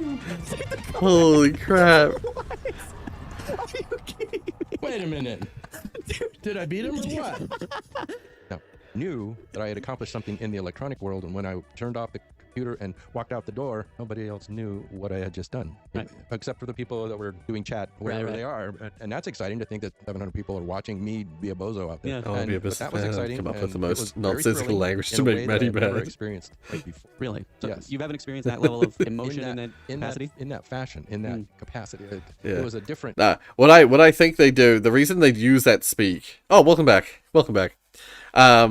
I think the real reason, Zach, that they use that kind of language is to somewhat obfuscate or, shield or hide, veil the meaning slightly, to make it easier to not do the thing that they're saying that they're going to do. Honestly, I genuinely think that is the reason why a lot of people use that language. It's because by saying it like that, it's harder to be like, wait, but you said you were going to do this thing. And it's like, but no, what I said was that we're going to do this, which, doesn't directly mean it, it's got an extra layer of abstraction over it, which makes it easier to get away with if you don't actually do it. I genuinely think it is what they call non-performative speech, which is language where by saying the thing that you're saying, you're not doing that thing, as opposed to performative speech where by saying it, you do it at the same time. And make inexperienced people think they couldn't do what they do leads to higher pay. True. Yes, 100%. It makes them sound more professional and makes it sound like they have all this extra like nous and knowledge that the people who are lower, who use regular language, don't have, and gets them higher in the business world. I got soft lock and back life. Oh no. Yeah. I hope it's recoverable, your soft lock. Money. Feeling that I'd felt. Do you feel like you got better at the game as time went on? Yes. In what ways? Like, what was the things that you... Well, I learned to... initially, I never really managed my health. I didn't manage my health. I said I wasn't gonna... Oh, I got my thumb on it right now. Oh my god. And then finally I started managing my health a little bit, and I would heal up, and then I would wonder why when I'm hitting him I'm not doing any damage, and you're telling me it's because you don't have any stamina. I said, what do you mean? I'm fine. I'm hitting that I'm thing. feeling fine here. My thumb's good. And you said it's the green little bar, and I go, I got to look at that too. Yep. And it took me a while, and learning to manage the health and the stamina was one of the more difficult things. You asked me what was difficult. Those were difficult. As we played through the game, did you like the fact that it was live, or did you come around to enjoying that there was a third component, because it was you and me playing games, and then there was also people watching online? Did you take it or leave it, or did you come to enjoy the fact that there was this third character involved in the experience? Oh, I thought it was really cool that people would want to watch me. I did. I would go home and tell my wife that, yeah, there were 400 people watching me, whatever it is I did. Yep. And I would often follow that up with a comment that says, I can't understand why they do that. Why do they watch but this? I'm getting a better feel for that. And those are some of the next questions I actually wanted to ask you. I was delighted just when I finally started noticing that there were comments coming in. Missed Ornstein and What do you think YouTube videos? Because my laptop's overheat. Spitfire, he read your chat and said your name. I don't think you've ever done that ever. It's funny. I'm assuming your laptop's overheating because the streaming of video is taxing on your laptop. I don't know. I suppose it's like when I use my phone. If I'm using my phone for an extended period, watching YouTube or watching something else, my phone can get fairly hot. So maybe just video. Video's hot. He's never said the substance of video is hot. Well, when we started, there was like 5 people watching. Do you remember the max amount that we hit? 1,300 or something. 1,400 something. So I wanted to ask you, why do you think people found that so fascinating and still do, watching you and I chill and watch and play video games? If you remember when we started this, yes, I do. We verbally assaulted our followers many times. What are you people doing? Go get a life. And that was a comment that I would make often, that you need to get a life. I understand that a little bit, but I still question the sanity of they who would want to watch some yahoo like me, who is going to fail. But then I realized that from what you're telling me, they went through the same thing, and they're living it again through me. Like I was going to ask you, what if, let's say, one of your kids, one of my siblings, decided that they were going to play Dark Souls? Would you want to watch that experience? Want to watch them play it? I tell you what, you've invited my wife to play Dark Souls. Yeah. And she will do whatever. And if I'm not here watching at the time, I would definitely watch that. So has your opinion on online social interaction changed in any way from this experience? Just seeing also how wholesome the online community can be. Yeah. Everyone's very impressed. respectful. They seem like reasonable people that have lives, and I have no problem with them following along. I'm happy that they're doing that. When I say that, I'm really exposing that my attitude has changed. I didn't say it quite like that, but it has changed. I understand how people are interested in the video games. I understand now how it can be something that you would enjoy doing. Just like when I was a kid, I'd watch TV, and this is your television. I say 100%. it's much more than superior to it. Oh yeah. It's far superior. I think what you've learned, especially from this experience, is how engrossing and emotionally impactful and personally you're developing when you're playing a game. You're not just consuming content. Like a TV is a one-way street. Right. You're not a consumer. You're a participant. You're a participant, yeah. Which is significantly different. Something I never had when I grew up. Yeah, you're a participant not only from a gameplay perspective, but you're also a participant from a community perspective. You can see that people can jump on a live stream and make friends there. You don't really notice because you're not looking at chat too much, but people are often talking to each other. They're not just talking at us. Yeah, they're like, hey man, did you play this game? Oh yeah, I did. What was your favorite boss? And they'll kind of chat with each other, and that's how they meet like-minded individuals that enjoy the same kinds of games. And you are interacting in a real world sense. You're just not doing it in the same room, same city, right? And that is different than what I expected. He was dual wielding his shield there at the end. You agree with, you think they're funny, you think they're interesting, and so when you know that they're going to play a game that you like, he's holding his shield like you this, wanted to see, but you don't want to play yourself because you don't want to spend the time or buy it. Right. So you're like, oh great, that guy that I watch online is playing the new Oblivion remake. I'm going to go watch him play it, and because his commentary is funny, and I want to see his experience playing it. So in the very same way, I think that's why people watch you, and I think at the same time, even people that haven't played the game have watched it because I think it's just pretty wholesome, father and son playing games. Yeah. And I see the point of the father and son thing because that is why I did this. I didn't. If someone else off the street had asked me to do it, I would decline. Some crackhead approaches you and he's like, come on in, buddy. I got Dark Souls. Come play some Dark Souls, dude. Dark Souls. Yeah, it'll be the best. I don't think you would play that, no. If they'd have said it was the bomb, I would have started running thinking they had, dynamite. What if you went into the tent and you had Dark Souls and there was also 1,400 people in there surrounding you watching you play? Wouldn't that be even more fun? That's essentially what happened, but I didn't have Terrifying. 2,800 eyeballs on me. They had 2,800 eyeballs on the screen that I was also watching. Yeah. Which is different. There's a layer in between. True. Did you ever get nervous with having people watch you? No? You're a huge celebrity now. Yeah.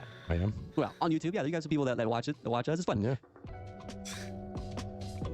There was a moment where you specifically requested Mom sit with you while you fight a boss. Why did you do that, and why was it impactful to you to have her there while you were doing it? I remember that.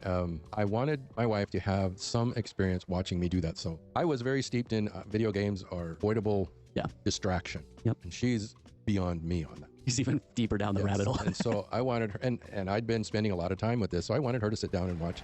That was the fourth one. And there's a fifth one somewhere, Aaron said. No, that's it. That was it. You did it. I think you had a very similar motive. I did. Yes. Yes. It's just kind of interesting. Yes, and I thought of that later. I said, Yeah. he's me. You're like, I'm spending a lot of time, but I'm experiencing a lot that's very It's meaningful to me. And actually it's intense, and I'm having all these beautiful. experiences. It's been fun, and I don't like the idea that she might be thinking that I'm just wasting my time. You want her to see it. You're like, see, look how intense this is and how much I've learned. You want them to understand. And it's not so how much I've learned. It's growth that your relationship with me has experienced, and with Angelica and with your wife. I mean, to me, family is the reason I do just about everything. Mm-hmm. I remember my granddaughter, she's family, and all of my other kids, we spent yesterday afternoon with your sister and her husband. That's what we do, and this is all part of that. And I have the benefit that I've learned quite a bit about video games as a result, and I'm certainly okay with that. I was lucky that my dad specifically totally understood why we liked our video games. Like, Dad never had a problem with us playing video games. He never questioned why we played video games. He understood. He used to, like, back when I was, like 5, 6 years old, and I was playing Crash Bandicoot, trying desperately to win the, like, to make it through the like water levels of Crash Bandicoot 3. It might have even been earlier, like 4 or 5. When I was trying to beat the water levels of Crash Bandicoot 3, I really struggled with them because I was just bad with the controller. I was a very young child. Dork Souls.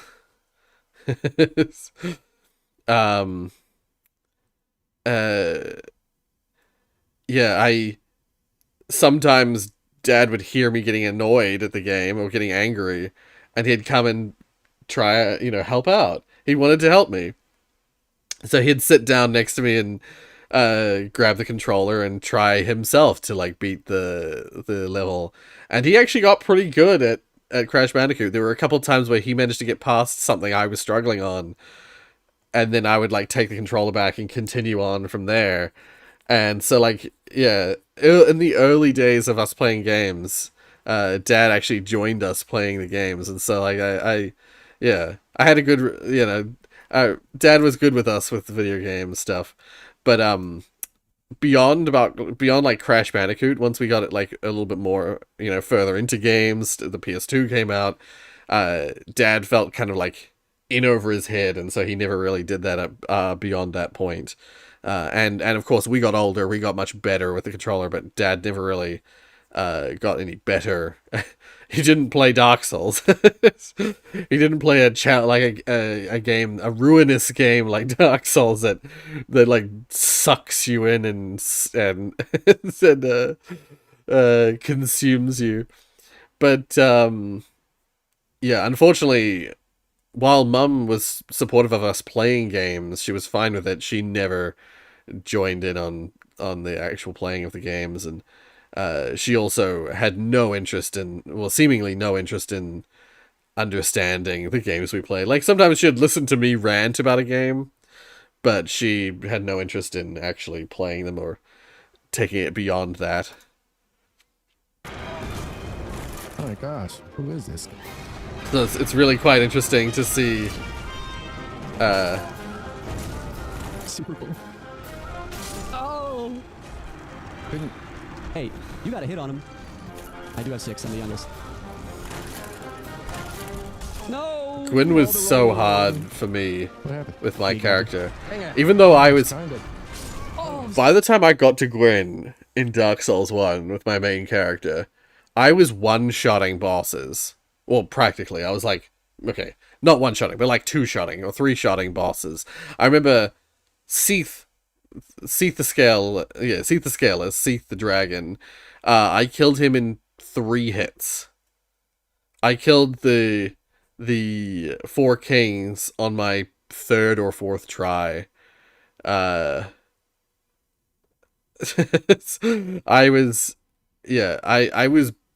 was blasting through the bosses at the end of the game because of the build that I had. I had like a glass cannon build, basically. I was a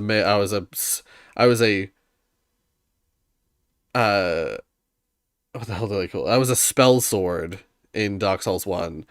But I, like, I just went all int, all intelligence, and just got my spells doing ridiculous damage. But then I got to Gwyn, and Gwyn just dodges everything you throw at him. It was such bullshit. It was such bullshit. I couldn't hit him with a single spell because everything would he would just you cast it as soon as you start casting, he'd just dodge out of the way. So nothing would land. So I had to resort to getting Solaire in for the if I had not saved Solaire, I would probably have not beaten Dark Souls that first time around at least. Because yeah, I needed Solaire to distract Gwyn so I could actually hit him with my magic. As soon as I got Solaire in, I did it like second or third try. The final boss. Prior to having Solaire there, yeah, I died at least a good 5 times or so plus, just shooting everything I had at Gwyn and not a single spell landing. Now he's got me. Started Elden Ring, I'm very bad, Lamau. And keyboard and mouse. Oh, okay, I see. Yeah. What I'll say is... Oh, nice! I got him! Dude, you did it! How did that happen? You whacked him. When you got to the end of the game, and it was you against the final boss, and there was struggling going on, and there was eventually... I was gonna say, did he know he was on the final Walk me boss? through your experience of that final boss, and what it felt like to actually finish and beat your first game. That's a really good question, because I have no comparative for that. That is the first experience I have had of that in my life. So it was interesting. I was playing Gwyn, and he kept just... What I'll say about Elden Ring is that playing Elden Ring, it's valuable to have already played a Souls game before, but like Mark had never played a Souls game before, and he picked up Elden Ring, and he had a great time with it, and he played it through multiple times. Actually, he started with a mage character. He got like halfway through the game, and then he switched to being a I forget if it's a strength build or a dex build. He switched to a different... he switched to a faith build. He was all sorcery, but then he switched to a faith build. And he had a lot of fun with that. I think that faith build he got right through to the DLC. He didn't finish the DLC, but I feel kind of bad because he didn't want to get ahead of where I was on the streams. And so he like stopped playing for a bit while I was catching, like, because he started getting ahead of me. I just noticed in the chat, plin plin plon. That's the music that plays in the boss arena. And so yeah, he never ended up coming back to it, which I was really sad about. But he learned pretty quickly. What I would recommend is don't be shy to use a wiki or walkthrough to help you with your playthrough of Elden Ring, because using a wiki, you only kind of learn little pieces of what you really need. It doesn't spoil like the whole game. It just helps direct you a little bit in what you want to find. So like I would often use like the wiki to like see where good magic stuff is, because I'm always playing mage, you know. So like sort of direct me a little bit for magic stuff, because if you just go in completely blind, Elden Ring can be really punishing and really difficult. But if you go in with, like, I went in with the typical 100% completionist mindset, where I swept everything. I just started with the starting island and just swept my way through the area and tried to collect as everything that I could find. I didn't use a wiki to like make sure I got everything, but I just used the wiki to guide me a little bit on like if like where the better staffs were and some of the stuff like that, like just little bits and pieces. I didn't use that a whole lot until the end, but if you're struggling on something, don't be afraid to first of all go in a different direction. Like Elden Ring's so open that you can kind of just like, I'm struggling with this particular boss. It's like gating my progress. Or maybe I'll just go in a different direction for a while and like go find some other enemies, find some other dungeons, find some other whatever. And also don't be afraid to grind. Sometimes a boss or a section is just like really hard, but then you go and like grind an area a few times, you just like run through it a few times and get a bunch of runes and level up a few times, and then suddenly the boss isn't so hard. I really like that about Elden Ring. Elden Ring is super good at, first of all, letting you play in a bunch of different ways. And don't be afraid. Don't try and do what people always say, which is that, like, oh, you gotta do it yourself. Always go solo. You need to beat everything solo. Don't do that. Elden Ring has been built with all these extra features in mind. The Spirit Ashes are basically, instead of having to summon human NPCs, instead of having to summon NPCs or humans, you can instead use Spirit Ashes, which basically summons like what would normally be an enemy or an NPC, to help you with your fight. And Spirit Ashes is what got me through Elden Ring. Like, the reason I was able to beat the base game, at least. The only reason I beat the DLC is because I let that guy solo him. Solo the final boss. Yeah, the game was built with all these ideas in mind, so if you don't use them, you're just crippling yourself. And for a first playthrough, it's not worth playing like that. It's better to just enjoy the game, play how you want to play. And yeah, summoning Spirit Ashes to distract the boss so you can get in some hits while the boss is focused on the other characters in the arena, is just a must. Like, in Dark Souls, it's not really necessary. Most of the bosses are designed with solo play in mind. It's only really if you're really struggling with a boss that's like, some of the bosses, like Ornstein and Smo, they put a summon sign outside because, you know, it's 2v1 and they're both quite powerful enemies. So it kind of just like levels the playing field a little bit with that one. And then Gwyn, Lord of Cinder, he only has a summon. There's like 2 summons you can have with Gwyn, I think. One of them being like if you save Solaire and have a good guy character, or if you're playing like an evil character and you're a part of like the the Dark Slayers. No, what the hell are they called? The Gravelord Nito clan, or one of those clans, you get, or the Darkstalker Karth clan, or whatever, you get like a dark summon, a dark character, or like an evil character summon for the final boss. And if you haven't, but are not part of that covenant, or have never done anything with that covenant, then you have no one. Yeah. Yeah, again, for Elden Ring, use your Spirit Ashes. Make sure you prepare yourself as much as possible. I was gonna say learn the attacks. It's just I would say just learn good strategies for either repelling attacks or dodging attacks, whichever works better for you. I prefer dodging. And also don't be afraid to turtle. Don't be afraid to shield up. Because at least in Dark Souls 1, that was the only reason I was able to survive as well, is that I had a good shield. For Elden Ring, I preferred more to dodge than to block. Yeah, anyway. I've only done a few hours. Oh, okay, so you're still early days. You'll learn. It'll come with the territory. As you play more, you'll learn more, and it'll be fine. Yeah. Don't worry about fighting those bears. Just sneak past them. I would not recommend trying to fight them. Those bears, yeah, in the Mistwood, they're fucking crazy. I would still argue that the rune bears and the ulcerated tree spirits, for me at least, are 2 of the hardest enemies in the game. And you'll fight them, like, they're available, like those kinds of enemies are available and around right from the start of the game. Why do I hear boss fight music?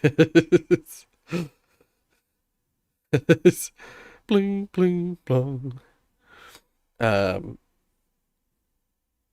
Like any game, enjoy how you play. Yeah, honestly, yes. I I 100% agree that play a game how you want to play it. Don't like this is I don't know why I'm going into advice mode.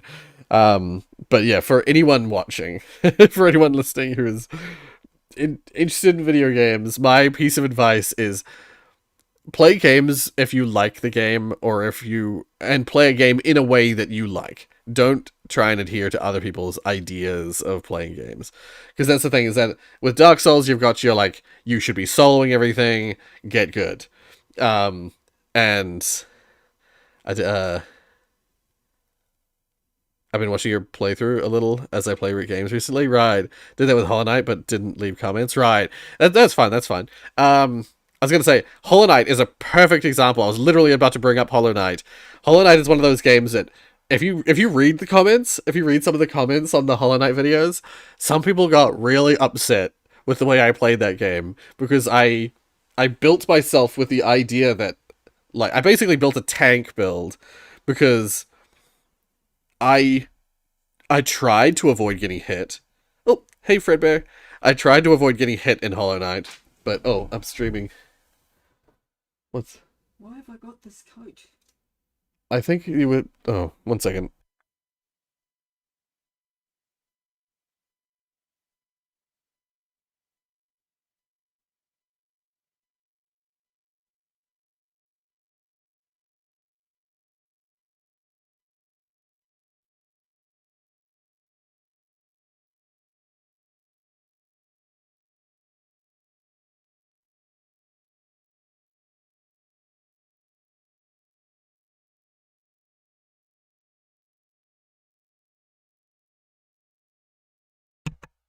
Sorry about that. Yeah, Hollow Knight. I was... So, I learned pretty quickly early on that I was no good at dodging the attacks. I was constantly getting hit. And so my thought was like, well, what I need to do is I need to mitigate getting hit. So my strategies were like, immediately my thought was, well, I need something that means, like, I need ways to recover from getting hit and make getting hit not the punishment that it normally is. So of course I went down the path of, yeah, like when I get hit, I had that like thorns badge, which meant that God, this fucking t-shirt, I hate it. Like the thorns, so like when I get hit, enemies get hit. And then I had the mushroom spores, which meant that when I heal, things get hit around me, like it becomes a cloud of pain. How's it going? That's good. I'm good. I'm a little bit stressed because school is starting back up again, but that's all right. Work's starting back up. And then like I got the talisman, which meant that when I get hit, I regain soul, which soul is used to heal. And then yeah, and then I had like the fast heal ability, and yeah, I basically geared myself up to be like, I'm gonna get hit. I need to make getting hit not punishing. And I made it through the whole game like that. And so many people were so mad because and of course I had like the faster hits so that I could get more hits in, which gets you more soul, which gets you more healing. School's coming hide. And so yeah, like the death in one of the early episodes where you lost like 3k Geo was a top 3 Rory rage. I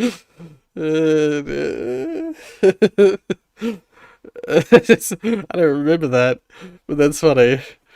Yeah, I had a moment like that in, was it Elden Ring, or was it, no, when I was playing Dark Souls 2 in my spare time not that long ago.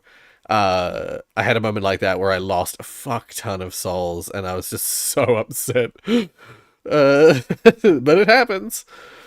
It's always when I have a fuck ton of souls or geo or whatever the currency is that'll happen. Yeah.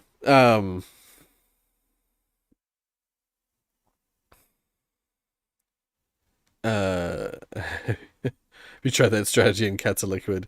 I have not. But yeah. Wait, Italian brain rot? I don't know what that means. But yeah, let's just say people got mad at me because they're like, because in their minds, or in like the playthroughs of the people who are really good at Hollow Knight, their strategy is, use the spirit, the dash, which allows you to hurt enemies as you dash through them, and you use the abilities which makes it so that, yeah, like, you should be using all the abilities where it's like you're not gonna get hit. You're not getting hit, so you can use all these badges which make it so that you just like do more damage, or you have less health but you have extra, I don't know, whatever. There's all these like abilities which makes it so that you can like borderline one-shot enemies. But you have to be able to dodge, not one-shot, but you can do it like, you can take down enemies way faster, or like you're way more skillful in your movement and stuff like that. But it requires that you never get hit. Like you see these people playing Hollow Knight where they're like, yeah, no hit Path of Pain. They go through the entire Path of Pain without getting hit once. And it's like, yeah, that's never going to be me. I'm never going to be that person. So I may as well play the game in the way that I enjoy and that works for me, Have I played Dark Souls? Wait, which game are you talking about? These people get mad in this game, but especially they're doing something with the rage quit. Oh, you mean Hollow Knight? I'm not sure what you're talking about.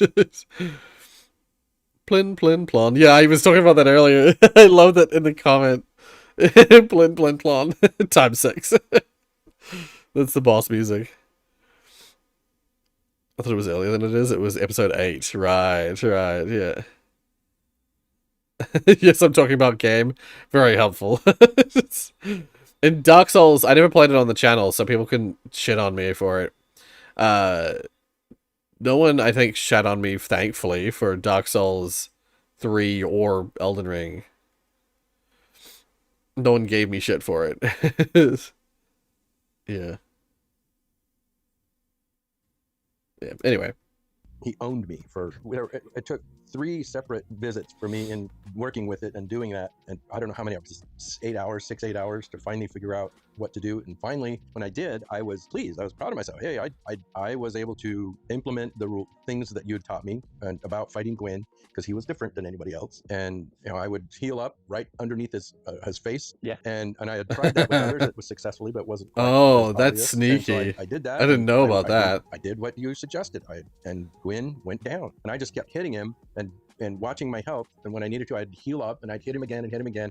And finally, he just stopped, and he died. And I wasn't watching his health; I was watching mine. And I figured, when he's done, he's done. Yeah. Oh, the 2 guys outside the fog gate that I got him. Yep. So that were running up against the I can't fog say gate. I ran around and made a big deal about it. I was just kind of going, hey, wow, I did that. I did that. With Aaron's help. That was me. You didn't really give me a whole lot of coaching in that final battle. No. You just kind of let me go at it, and I appreciated that. And so it felt like an accomplishment in my career. I would feel the same sort of sense of accomplishment when one of the customers I was working with went live on their Based accounting King of system. Dad. They realized that Yeah.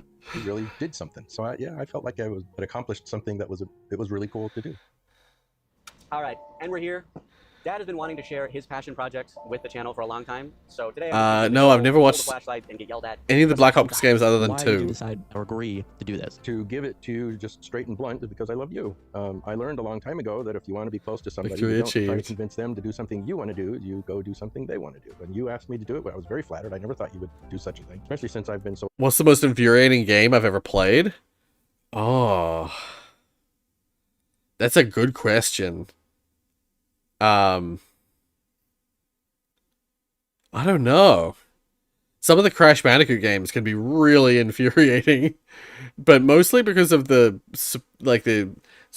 outer layer stuff. Like the actual game itself, it usually isn't infuriating. Although Wrath of Cortex, pretty infuriating at parts. There's that level that Bop always brings up that is like they're like, you're in a buggy, you're in like this race buggy, and you're racing other vehicles, and the controls are awful. It's so frustrating. That you guys are placing bets on who's gonna win. Oh.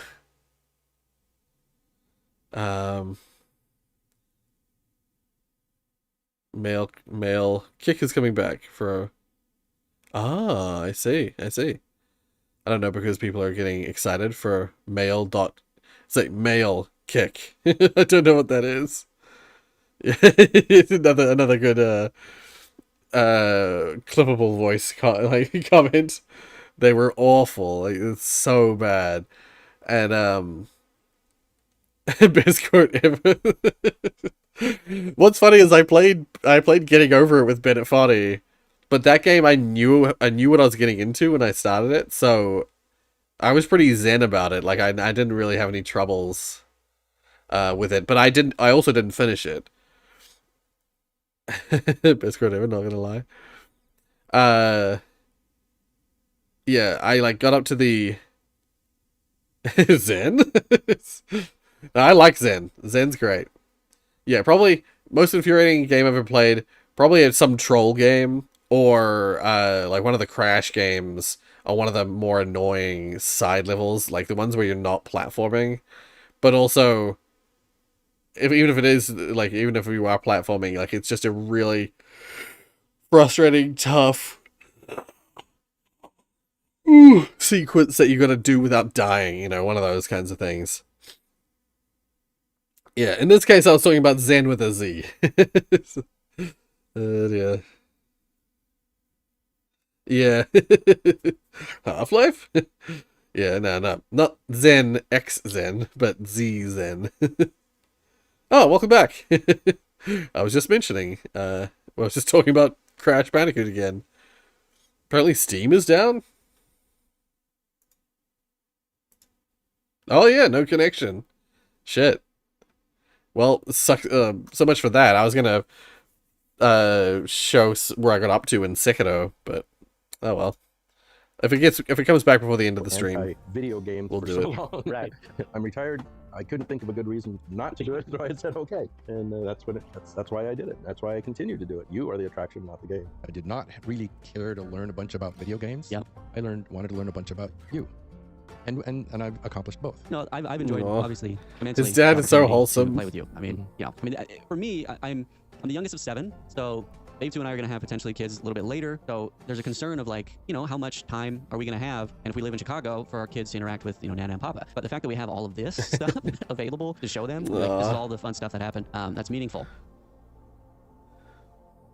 I genuinely want to thank everyone that has watched and supported the channel throughout this playthrough. If you'd like to support us more directly, we do have YouTube memberships, Twitch subscriptions, and Patreon. To see Dad's entire playthrough, check out this playlist here. I'm currently streaming with him playing Elden Ring, streaming other games with Babe 2. There's also I was gonna say Tuesday. I do believe it's a Friday. It's all good. It's all good. It's Friday, right? It's not Saturday. Yeah, Friday. I was gonna say Mark's at work, so it's gotta be a Friday. Yeah. sorts of cool fun stuff on the channel, so check it out. But as always, thanks for watching. All right, Dad. What is this big hunk of metal that we're in front of? This big hunk of metal with a little bit of rubber here and there is a 1950 Chevrolet. It's called a Fleetline Deluxe, built in 1950. And my wife's grandmother, your mother's grandmother, your great-grandmother, was the original owner of this. And she bought it in August of 1950, I believe is the date, for about $1,500. This is the only car that she ever drove, the only car that she ever owned. And she gave it to your uncle, Scott, when he went on his mission, because he went on his mission. And so she gave it to him, and then he, after he got it, what am I going to do with this old car? I don't want it. And so he was going to sell it for $1,000. Yeah. My mother-in-law caught wind of it, and so she went down there, gave him the $1,000, took the car, and brought it back home. They drove it on the freeway all the way. Yeah. And it just sat there for years, like 2 or 3 or 4 years. Nobody did anything. And we came back here, moved back up from our home in Yuma, and we were living with him, and I said, there's the green car. What are you doing with your green car? Oh, nothing. Nobody ever does anything with that car. So then I went over and started messing with it. I would make sure that it ran. I would drive it around. I actually ran out of gas in it a couple of times. But anyway, I showed an interest, so they gave it to me. You've been repairing this thing for like 30 years. Oh, yeah. But it didn't need much. I mean, it was in remarkable condition. I think you said it didn't need much, and then we're looking at the most torn up car I've ever seen in my life. Yeah, this car had 75 years worth of total trash that had been building up on this frame. And I took a chisel. This one right here and a hammer and just literally had to chisel it off. It was gross. And I have pictures of me in after I worked, and I'm a mess. Yeah. And anyway, but I cleaned all this off and I painted it black so that it'll look nice and not get rusted. And right now, this is the front. The engine would go right here. We have the new engine that we're going to put in it right across the street at my neighbor's house, who's going to help me put it in. But we've got that. And right now, we have the floors. If you look inside, you can see there's nothing. It just goes all the way back. And that means there's no floor in there. Remember the Fred Flintstone car? They would run with their feet. Well, you can do that in this car. Fred Flintstone got nothing on us. So anyway, I took the floors out because they were all rusted out. The trunk floor is out because it was all rusted out, and we're in the process of replacing those. And basically everything will be restored back as it was originally in 1950. Your passion project. Yeah, and I started it a year ago on June 1st, 2024 is when I first started it. And here it is, June 9th or something, 2025. I probably won't get it done until June 12th, 2026. I don't know. Yeah, it's worth it. Yeah, but it'll take a while, but it'll be able to run for another 75 years when I get it done. That's really cool. Anyway, that's what that undescribable hunk of metal is. Yeah, I like that little part of like looking in the other direction. Like he spent some time with his son learning Dark Souls, and now his son's spending some time, you know, learning about his passion, his car, or his cars by the looks of it. Oh, we've got some more videos now. Right, your darkest Hollow Knight moment. I was gonna say, what's the timestamp? Because timestamps don't work anymore. I'm assuming there was a timestamp that you put in this video originally. Yeah, it's me so mad. I keep thinking that Steam servers go into maintenance on Tuesdays, and apparently today might not be one of those days. Right. I have to touch grass because Steam is down. Nah. Every day is a new. Oh, 46:58. Oh yeah, I mean it makes sense that it's near the end.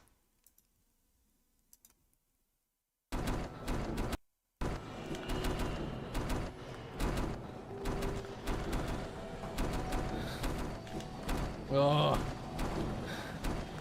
Okay, wait, no, I'm gonna go down here. Oh. Yay! The Crystal Caverns area. I'm making my way slowly. You probably have to go this way in order to get to the bench. Wait, did I do it right? 46:58. Yeah, I was. How brave am I? I intentionally did it a little bit early.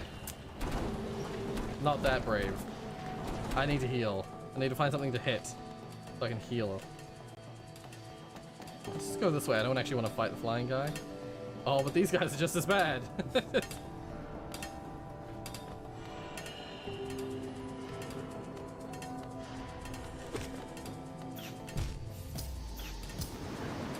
First hit.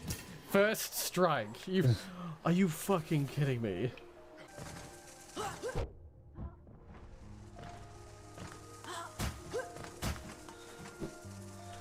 These guys can be pretty rough when they're throwing their spears.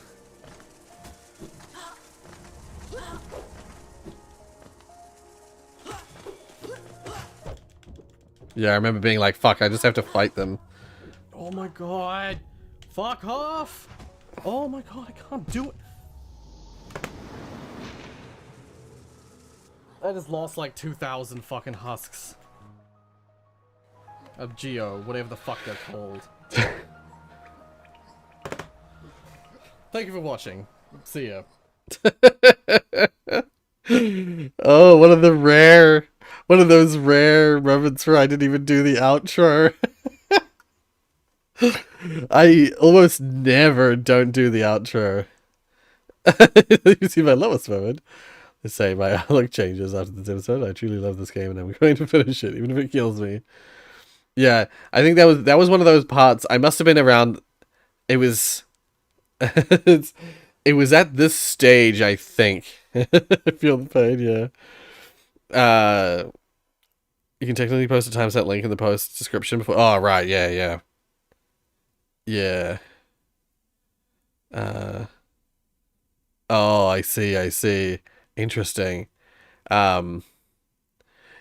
No, I think at this stage I was pretty low, and I was feeling like I was really struggling with Hollow Knight. I think this was one of that part of the game where I was just like, I don't know if I'm gonna be able to beat this. I had that that feeling like I was in over my head.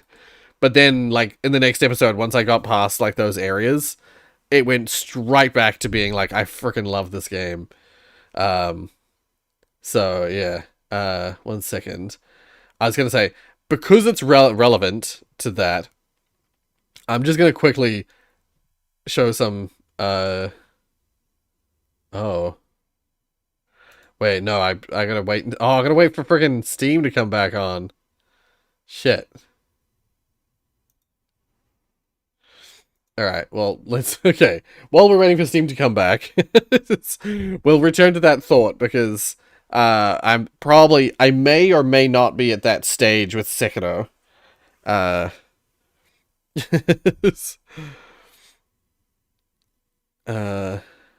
Rory has to touch grass. Not yet. Not quite yet. That can also happen when you have no internet connection. Yeah. Still can't forget the desk slam and Wrath of Cortex. Yeah. There's a few games where I slam the desk. That's pretty rare on the channel, but there are a couple of times there. And of course the Cuphead. Cuphead actually might be probably one of those games that got the most frustrated. So frustrated I was like on the verge of tears. I was so upset.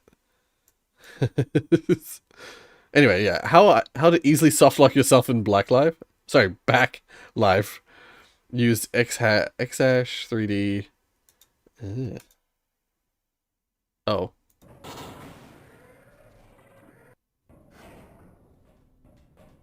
I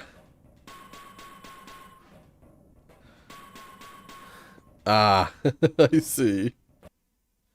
I'm assuming Backlife is the game where you play backwards. You go from the end of Half-Life back to the start of Half-Life. I'm assuming that's the deal. Yeah. But yeah, no,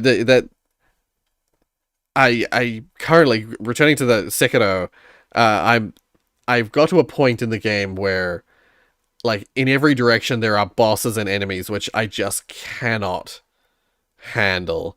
Like, I'm average.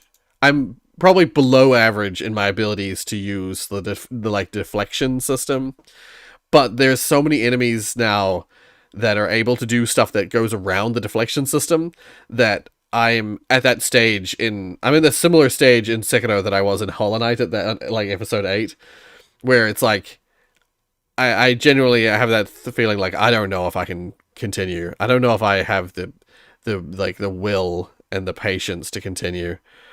I honestly have a feeling that it's beyond my capabilities.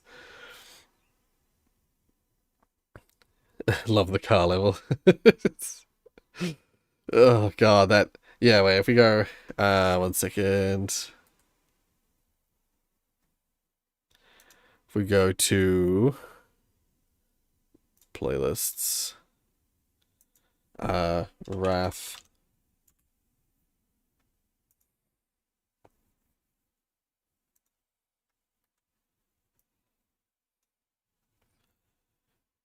Did I? Oh, no, that's right. I was like, maybe it's in the highlights. Did I put it in the highlights or did I leave it out because it's embarrassing?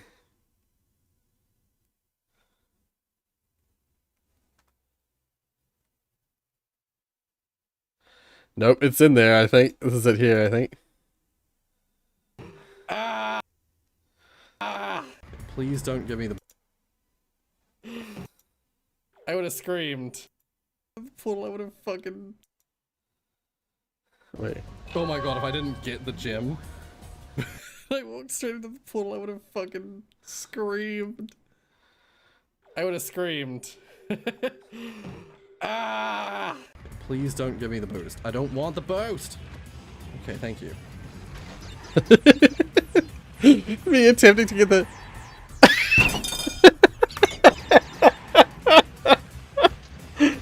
Oh, attempts fuck to it. get... I'm just going for the fucking crystal. Okay, there we go. I was trying to get the no, gem. I'm just gonna fucking avoid the holes. Oh, it's avalanche, isn't it? So it's another... It's that fucking level. You could see it. You could see in that moment where I slammed the desk. You can see I was going so slow, trying to make sure to hit the box. Okay, thank you. Like I was 5th, which is last, and I was like going so slow, but the car still fucking drifted. I was moving so slowly. I still just like drifted right past the box.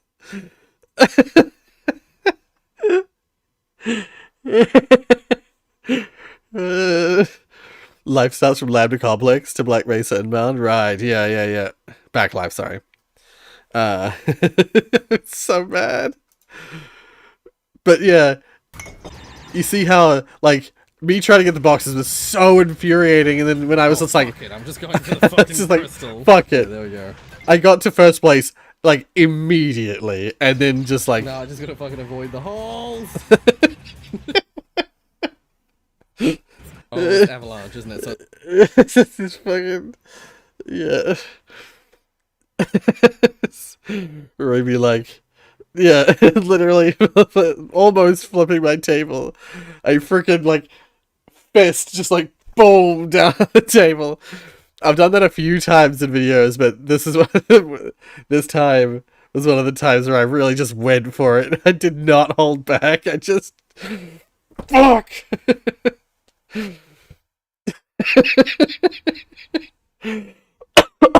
I think it's funnier when I like care less about the game, you know? When I really care about the game, it's less funny and more just like sad or like, oh. But when it's like a game like this where I'm just like willing to be like, fuck it, just giving up. Getting that gem? I'm never getting that gem. It's never happening. Is this game a PC game or a PS game or something? It's a PlayStation 2 game. Yeah, I emulated it on PCSX2. There's another Coco running away from her problems. Knock knock. There's some craziness going on outside your house, dude. Yeah, it's some crazy.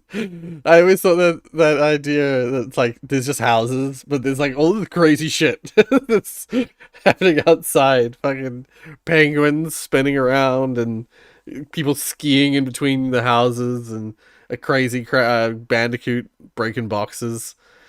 It's just craziness going on outside. Anyway, yeah. This is a good series. I liked the series a lot. While the game is not a good game in my opinion. It's a fun series. The HUD does look centered, so I would assume it's emulated with widescreen patch. Exactly. Yep. That's exactly what was happening. Yeah. Kick the baby penguin from the from the cliff. Oh yeah, it's Super Mario 64. All right, let's quickly watch this. England. Probably be prepared for lots of J Foreman. Oh. I'm gonna preemptively give this a give this an upvote. Who's in charge of Britain? Well, it's the Prime Minister, isn't it? The one we voted for? Actually, no, he isn't. Not only is the Prime Minister not in charge of Britain, but we didn't even vote for him. The Prime Minister is officially just an advisor to the real head honcho. Me! Yes, an old lady lucky enough to be descended from a This is family 10 years with the most ago. violent army is our head of state. It's officially her country and her laws. Except you know that's not really how it works. Our parliament is a baffling thousands of years old institution that's been around for hundreds of years. And it's changed so much that the word officially means diddly squat. So how is the country actually run? You're welcome, Tiana, and thank you for joining me with these. The like living in the moments of the ups and downs. Yeah, most of the time I try and leave in everything, like I leave in all that kind of stuff. there were a couple of times where I cut out the worst of the worst.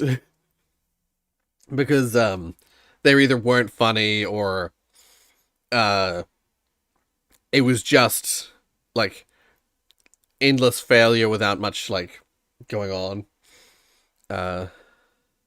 Pulls out Uno reverse card. Update Steam works. Steam's back working again. Oh, nice. Okay. Well, after this video, we'll go and I'll have a look at. I'll show where I'm up to in Sekiro, and why I'm probably not going to continue. I clicked the like button in the worst timing. He's not a fish. What does the Prime Minister do? Who does the government? Why am there backbenchers? Government how Home Secretary there is? Parliamentary where cabinet reshuffle opposition right honourable what?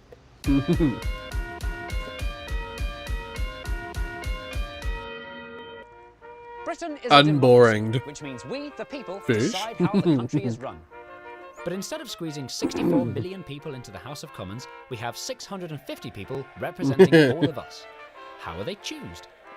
The country has been carefully divided into 650 constituencies, each one containing roughly 70,000 voters. Every 5 years, there's a general election. We put an X next to the person we like best, then the person with the most votes becomes our constituency's Member of Parliament, or MP. Now, even though technically anyone can put themselves up for election, and they often do, they're almost always a member of a political party. But what is a political party? Broadly speaking, it's a group of people that all feel the same clowns. way about how the country should They're be all run. clowns. They have a party headquarters and a logo and a favourite colour. If you're a member of one of these parties, you're much more likely to get voted for because people know what you stand for. And political parties have got money to help with posters and leaflets and things. Unboring and abridged. There's Yeah. nothing in the rulebook that says there needs to be such thing as political parties. It doesn't naturally come about. In theory, you could have a parliament made up entirely of independent partyless MPs. It's just never happened, and they probably wouldn't agree on anything. So that's how the House of Commons gets its 650 MPs. And now this is where she comes in. The Queen politely asks one of the MPs to be her Prime Minister. This is a tradition that dates back to the years of King George I, who needed an advisor That to caught help me run the off country guard. because he only spoke German. Officially, the Queen can pick whomever she likes, but so far she's always gone for the leader of the party with the most MPs. The Prime Minister then chooses a crack team of his best friends to form the government, a small group of people who do the actual day-to-day running of Britain, as in coming up with new laws and deciding where to spend our money and deciding how to get our money, etc., etc. The Prime Minister's This is job where is she to comes decide in. who does Meet what, the Crow circle title around card. every so often, and give them a massive f***ing if they f*** up. But the government can't do whatever it likes. It has to be kept in check and challenged on every decision it makes. That's mainly the job of the party that came second in the general election. They're called the opposition. They pretend they've got government jobs and show you what they would have done if they'd won instead. Again, there's nothing in the rulebook about any opposition.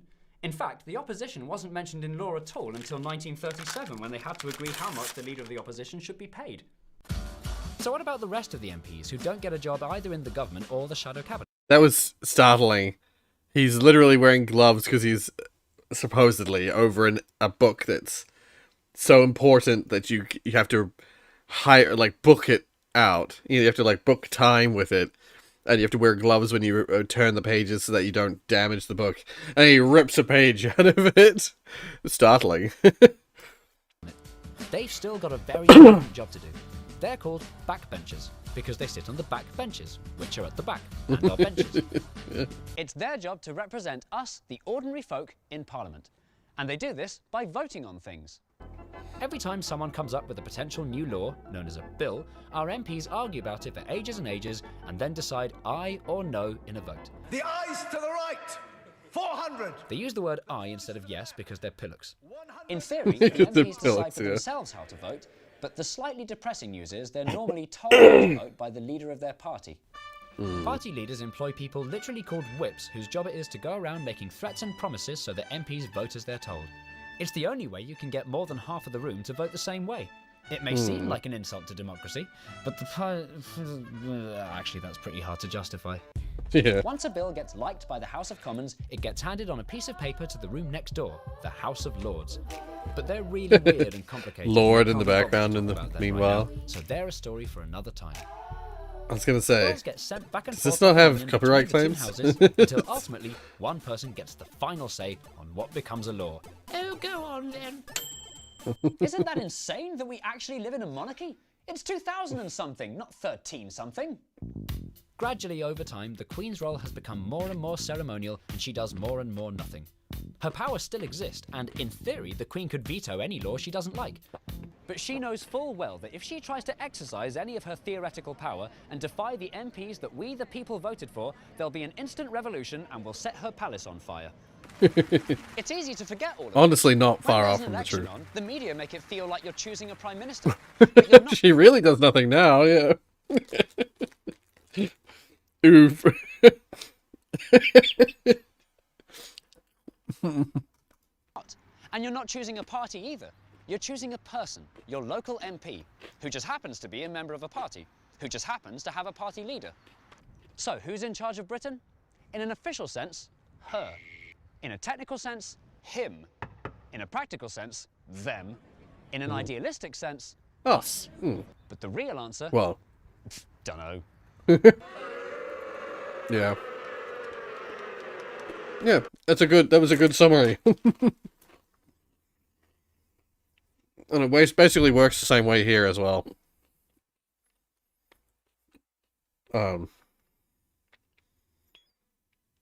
Because, yeah, we have a very similar system to the UK. Do you know why it's lost media? Right.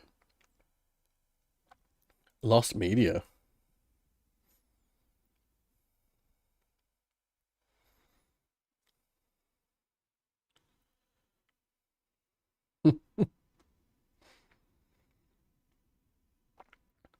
It's linked with the ambient generic entity and was triggered when you start the game.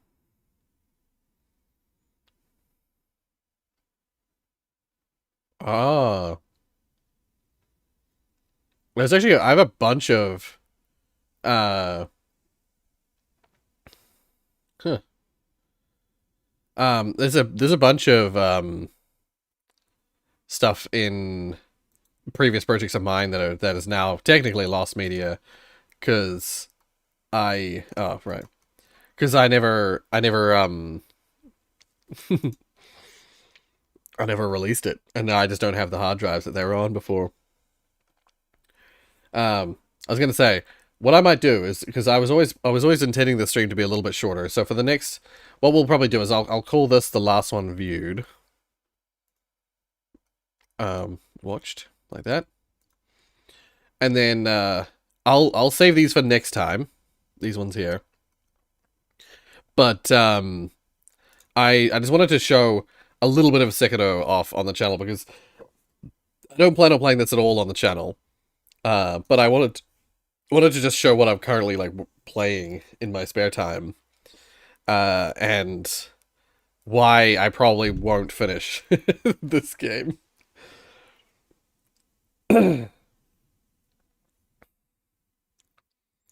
So yeah, this is one of the many From Software games, but this one was worked quite differently.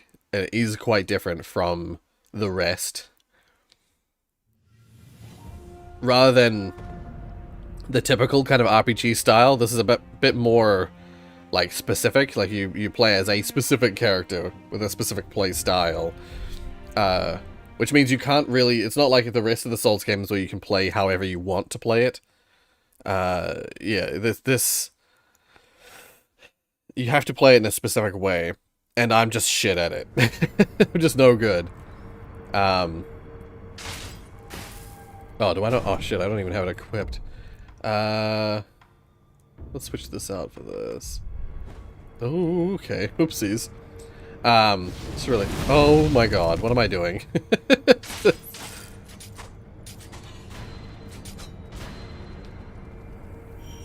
Just kill the dogs really quick. Get them out of the way. Oh my god, I didn't even notice. Oops. So, this is Sekiro. Most of the time when you're playing, like most of the time when I'm playing at least, you, like the movement is so different from like Elden Ring, for instance. Oh shit. Oh, thankfully he didn't ring it long enough to get everyone's attention. Yeah, most of the time when you're playing it, you're doing this kind of thing where you're just, at least, yeah, like I always do this. I run around stealth killing everyone, which just is like insta-kill. Every time you do it, you just hit them once and they're dead. You sneak around, getting behind people, and instant death blowing them, which is insta-kill. Bob's your uncle. Because you play as a shinobi, just like a lone warrior of sorts. I don't fully know what a shinobi is, but I'm a shinobi, apparently. And the movement and stuff in this game is really fun. When you're fighting normal enemies, I really like the gameplay loop. I don't really want to fight these guys head on because these guys are tough. So yeah, I'm just gonna run away. It's just gonna like disappear.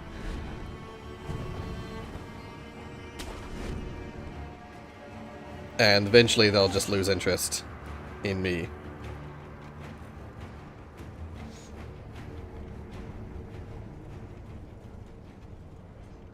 And you can see their like little indicators, like if it's yellow they're suspicious, if it's red they can see you. Yep, he just saw me again. So he knows I'm up here, but the other guy is just like, where is he? He was around here somewhere. And now he is as well. He lost interest in me really fast. When they're in the yellow mode, they're like super like aware. They can catch you really easily. And it's often very hard to get death blows on them when they're aware like that. Because they're constantly watching.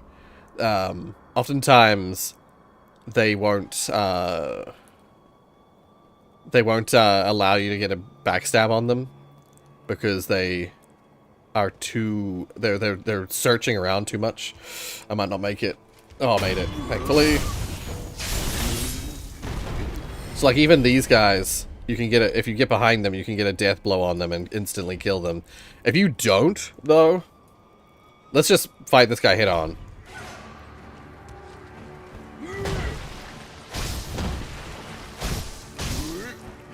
Oh, fuck. See, like, look at his health bar. I've done, like, nothing to him. Oh, God. Guy from over there has noticed. I have these other attacks. Oh, fuck. I have these other attacks, but they do other, very, very other stuff, and they don't tend to... Oh, my God.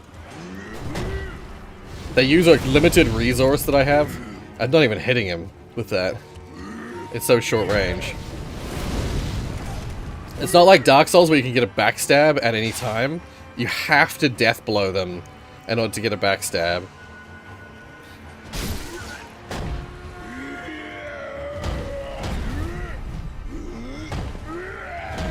Oh, I could have utilized that moment that he did that red attack to get a special counter on him. I could try and use the deflect system, but he hit so hard that oh fuck, he broke my stance. You see, my stance is at the bottom of the screen, and his stance is just below his health bar.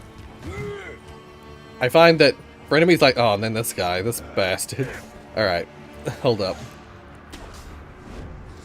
2-on-1, not worth engaging.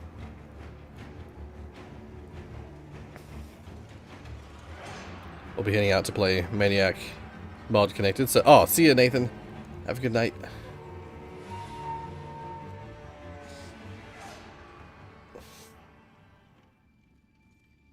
Okay. They've given up the chase, but they're still aware that I'm somewhere here. If you sneak around, they'll continue walking backwards in the same direction, so you can sneak up on them while they're in this mode and backstab them, but It's a lot harder because they're so, like, vigilant. There we go. He's given up the chase. And he's probably going to turn around. And I can get a nice quick...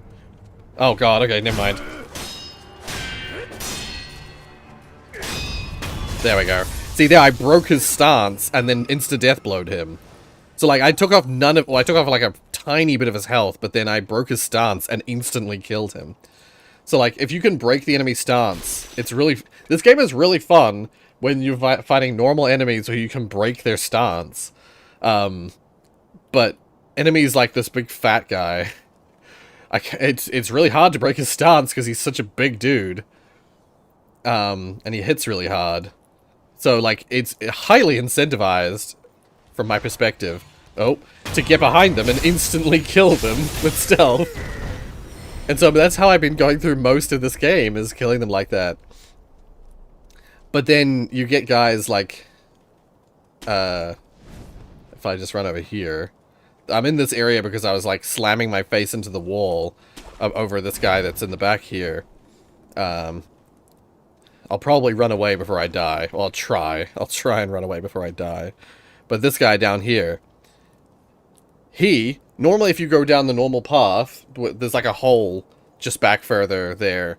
If you go down that hole and you walk into his room, even if you're fully stealthed, even if you're crouching and sneaking in, this guy will just immediately see you as soon as you walk in the room. He'll immediately turn around and attack you. So, but, you see those little red orbs above his health bar? That means you have to get 2 death blows on him to kill him.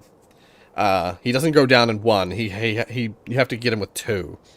So, I typically will start the battle with a death blow. But then,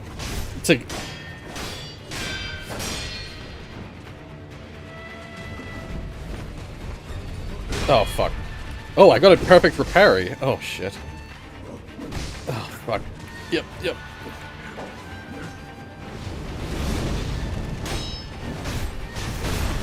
Ow.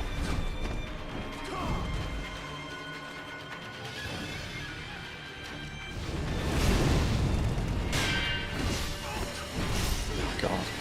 I'm just no good at this game, that's all.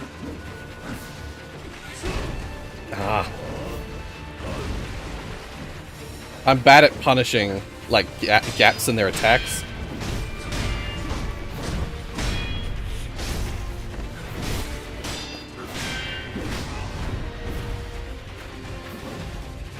Oh, fuck. Need to heal.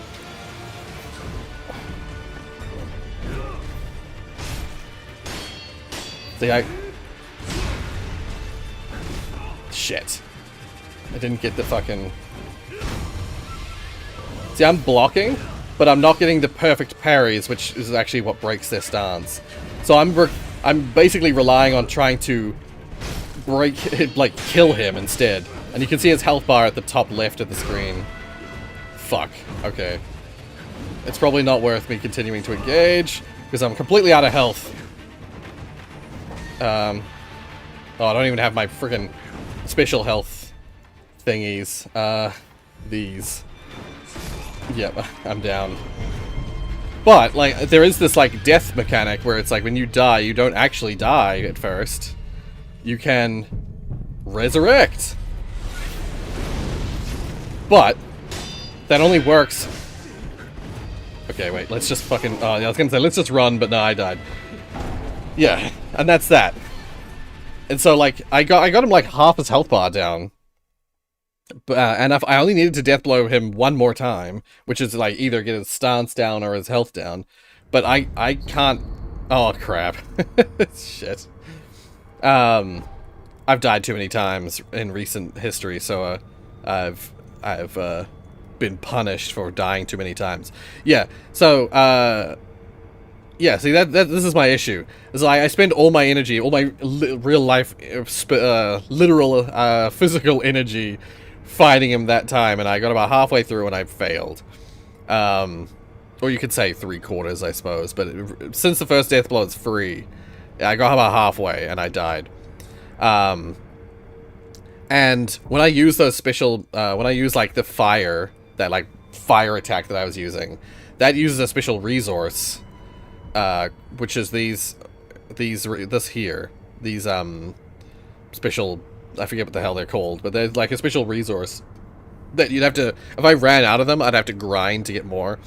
I can hold 16 at a time, but I have 116 in stock, but that flame attack uses 3 at a time, so that will run out really fast if I keep trying. And I have, this game punishes you for dying too many times in a row. So you saw it there. I got like it came up with a pop-up box on the screen talking about dragon rot. That is a punishment for dying too many times in the same place.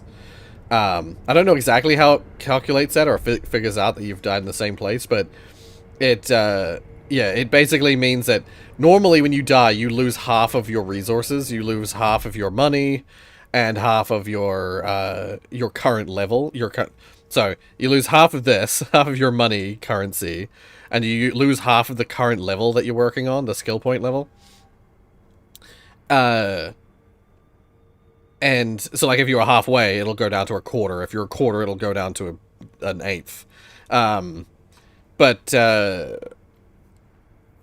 you can't get it back. It's not like regular Dark Souls games where you can get that back by returning to where you died. No, it's permanently a loss. And then this unseen aid though, by default this unseen aid is 30%, and it means that you have a 30% chance that when you die, you don't lose any of your resources. You keep your level, you keep your money. But if you die too much, like I have, it reduces. The first dragon rot you get takes you from 30 to 15. And then as you die more, it goes down to 14, 12. Oh, it's 14, 13, 12. Yeah. And so, yeah, I currently have 13%, which means I've got 3 dragon rots active at the moment. I think if I go in here, you can see it. Which part would it be in? Yeah. Rot Essence, Newcomer, and Fine Sun. Oh, do I only have 2? Never mind. So it goes 15, then 13, then 12.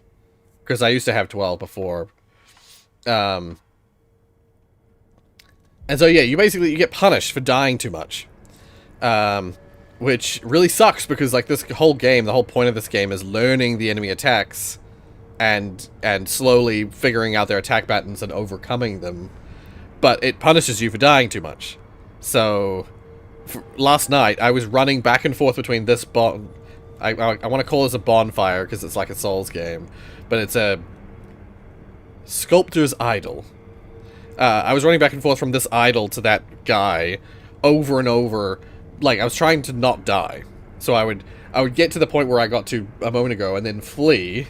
So after I've been downed and got back up, I would, like, flee back to this idol and then heal. Because when you sit at the idol, you heal. Oh. You can rest, and that, like, heals you, and it resets all your stats. It restocks you as well, so like that 16 out of 16, it would go back to 16. And I was just like going back and forth like that for hours, for like a couple hours, like fighting him, coming back, healing, fighting him, coming back, healing, and then every now and then dying because I failed to get away before I die, or I make really good progress on the boss, and so I try and push further and die. And one of the, like, after like 2 hours or like an hour and a half or something of doing that, I was like, what am I doing? Like, what am I doing with myself? This isn't fun. Like, I'm not enjoying myself. So, yeah, and the problem is like, as you just saw, there's that guy back there, who, by the way, there's a path that continues on from him. But when you get into the battle arena, the door out of it closes. Oh god, that was close. This guy alerts all the other guys, so I always come back and kill him really quick. If I go in here, I'm gonna go with the normal path. If I go in here, Even if I'm sneaking. See, that hole in the sewer, whatever sewer system we're in or something, beyond him is accessible. But when you walk through, it gets fogged over by that fog wall. Oh god. But thankfully, you can still leave this way. This game usually lets you flee from battle, thankfully. It usually stops you from progressing, though. But see, that's why, like, I have a lot of fun sneaking around getting backstab kills, because they come so easily. If I just quickly kill these guys on the path over this way. I probably don't even need to kill them. But they're facing in this direction, so they need to die. And you don't even need to be sneaking to get the backstab kill, you just have to get behind them.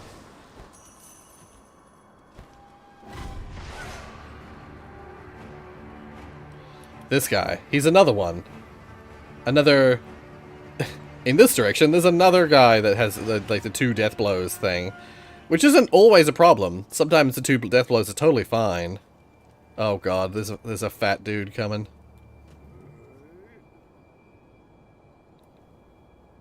Okay, I'm gonna hide for a second. until he loses interest.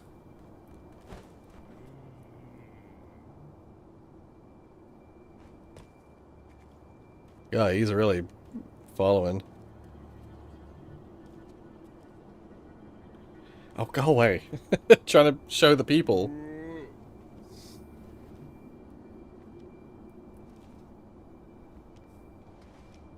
Did he really see me all the way up here? He must have got a glimpse of me all the way up here. Hello, I am people. You are people. Oh dear. Okay. Let's just quickly. This is probably gonna alert that guy. No? Okay. Neat. But yeah, here's another guy. He has a spear. Spears suck. You can't deflect them the same way that you can well, let's just say there's a lot of what they call what the hell? I call them red attacks because they come up with a little red symbol. I think they're called perilous attacks because they're not easily deflected. If you try and block them, they go straight through your block. You can't block them. But you can, if you do a perfect parry, you can parry them. I'm not super great at doing perfect parries on enemies I'm not used to. The regular enemies, yes, I can do perfect parries with them. But I'm not super great with perfect parries on these guys. But also, if you're clever, you can do mirror. You can do a Mikiri counter. Mikiri counter. But I can never think to do it in the moment. I can never remember to do it. So get the first stab. You can tell it's a perfect parry if it does that little, like, splash. Oh, that's it. They're perilous attack. Saw it right there. Oh, that was very lucky. And you can tell when they do a perfect parry. Because it like, does a, like, flash on the screen.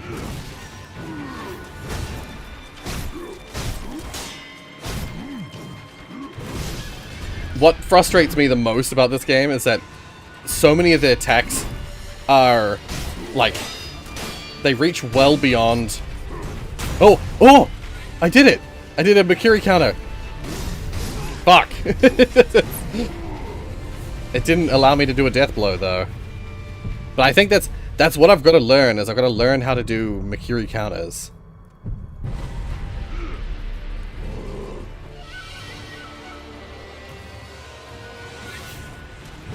Oh my god.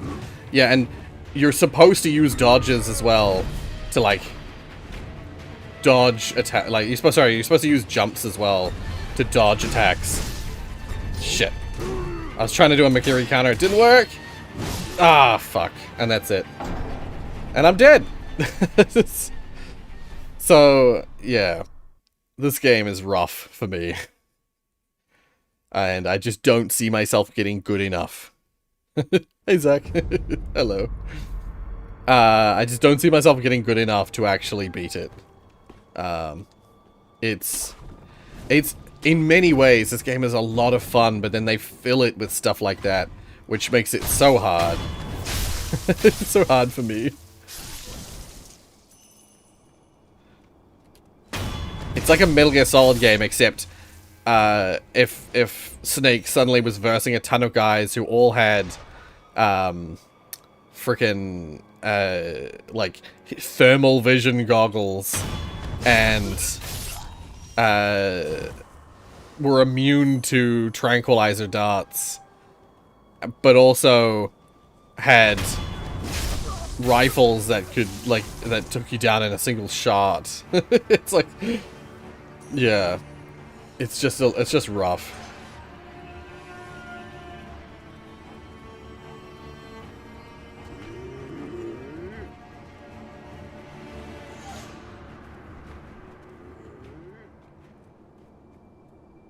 Yeah, so naturally, as is pretty typical of me in games, I'm good at stealth. I'm good at the stealth stuff. I'm good at traversal. I'm fairly good at the traversal. But put me in hand-to-hand combat and again, there's no like magic in this game. Oh, hey Conan. I'm just showing off a little bit of Sekiro for the end of the stream. Yeah. As is pretty typical of me in all of these games, like I always usually in like Souls games and the like, I almost always usually play a mage character, but that kind of character just doesn't exist in this game. I mean, there is magic technically, but like not the kind of magic that I would benefit from. Yeah. For a while there, I was using, instead of the shurikens, I was using these firecrackers. And the firecrackers are good because they give you an opening to attack the enemy with. But I'm not good enough to maintain the fight long enough to actually utilize that. Funny you mention it, Tenchu 2. Ever played Tenchu 2? Apparently this game was gonna be a Tenchu game. Sekiro was originally envisioned as the next Tenchu game. But at some point in development early on, they decided that they were gonna go with their own IP instead. I just bought it. It's like not that long ago, like a few weeks back, I got my hands on a copy of Tenchu 2, the PS1 game, the original. Oh, you said Tenchu Z, my bad. I thought you said Tenchu 2, shit. It looks similar, that's why I asked. Right, yeah. 1 second, I'm just gonna, okay, what is it? Tenchu Z. No, I haven't played Tenchu Z.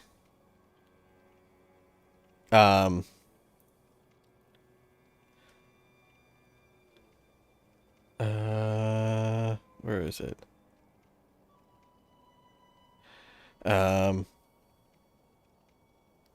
Yeah, Tenchu is actually published by From Software, by the way. So yeah, it's the same. It's not made by From Software, I believe. I'm gonna look up the series though, because some of them might have been.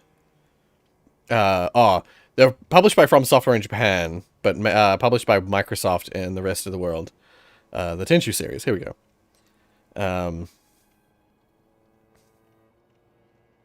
Yeah, I was gonna say, I was like, I'm sure one of the Tenchu games was made by From Software. I don't know which one. But let's have a look. Let's have a look at From Software really quick. Which one is it?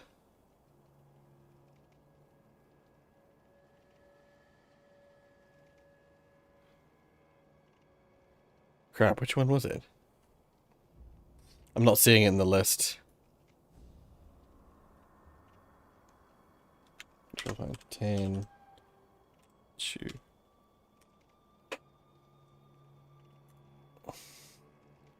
There it is. Oh, Shadow Assault Tenchu.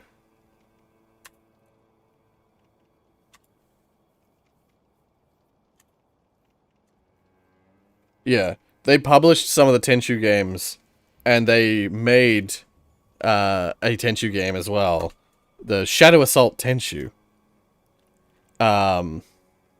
Which is apparently an Xbox arcade game? As part of the Xbox 360. Yeah, and because they had the license to it, because they bought the license, and that's why they made Tenchu games. Originally Sekiro was going to be like the latest in the line of Tenchu games. Yeah, they ended up making their own, making a new IP. Yeah, anyway, I'm gonna once again give this one more try.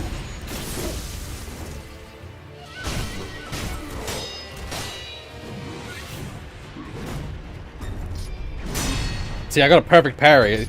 That meant it. See, I can do oh god, the fireworks give you a brief opening. I keep trying to dodge in these attacks when I really should be jumping.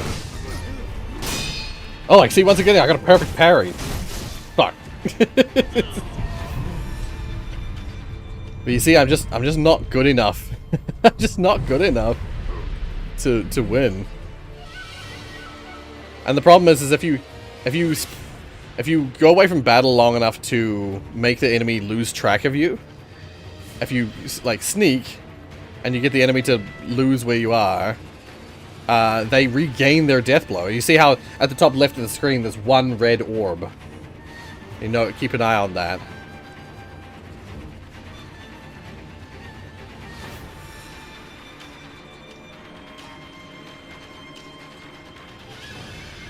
Eventually he'll lose track of me. I might have to move further away.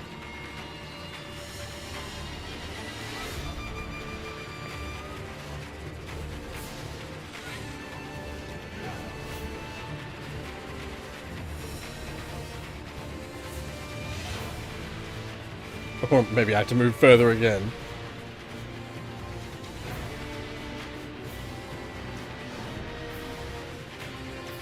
I might not be far enough away. He's searching. He's searching.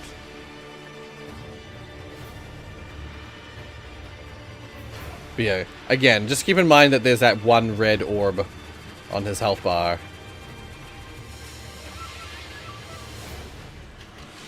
Yeah, see, he knows exactly where I am. Yeah, no, I need to move further away. Gotta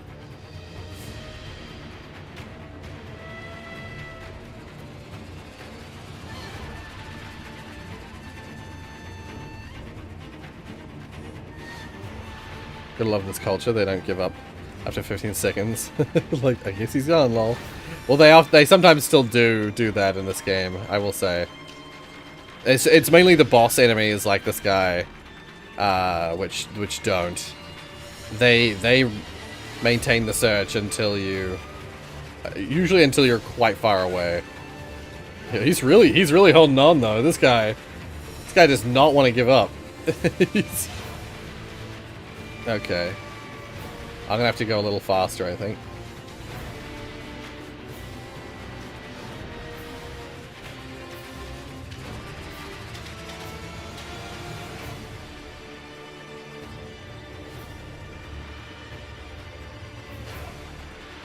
No, still? Oh my god, look at him. He must smell me, yeah.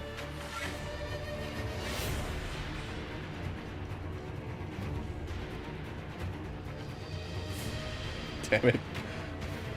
You know what? You know what will get him to give up? If I go up here.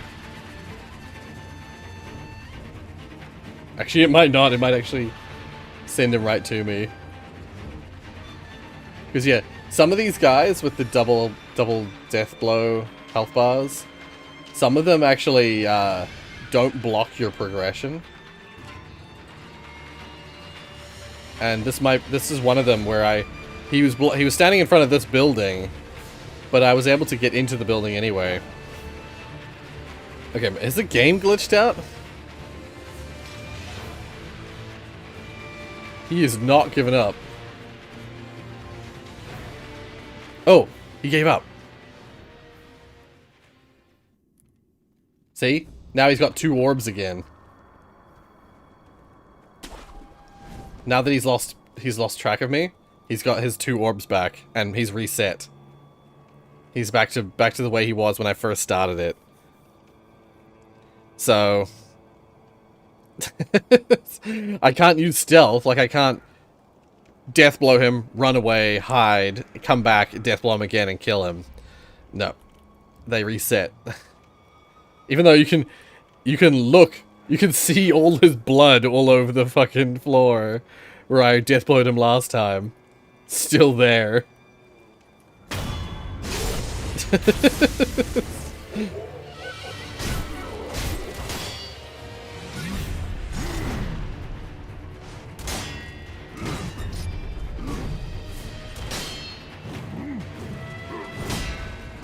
See, he fucking broke my stance.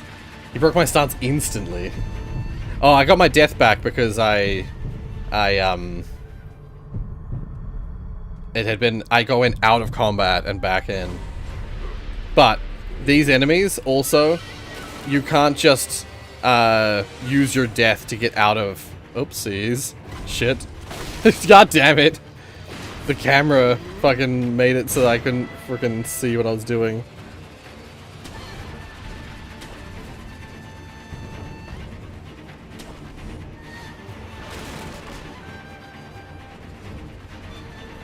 Yeah. And if you rest, you get your resurrection back, you get your some of your item stuff back, and you reset back to normal. Oh, this healing thing I have, the healing gourd, it is like your Estus flask where it refreshes every time you rest. Yeah, so that's just a flesh wound. Yeah. So yeah, this is where I'm stuck at. I'm stuck with this in Sekiro. Like I'm at a stage where I'm in an area where it's super open. There's so many directions. I'm sure I haven't gone all the pathways yet. But I'm stuck between a rock and a hard place where all the paths lead to enemies I can't fucking kill. One of the other directions, if I sit at this idle, one of the other directions I went was like up in the Ashina dojo.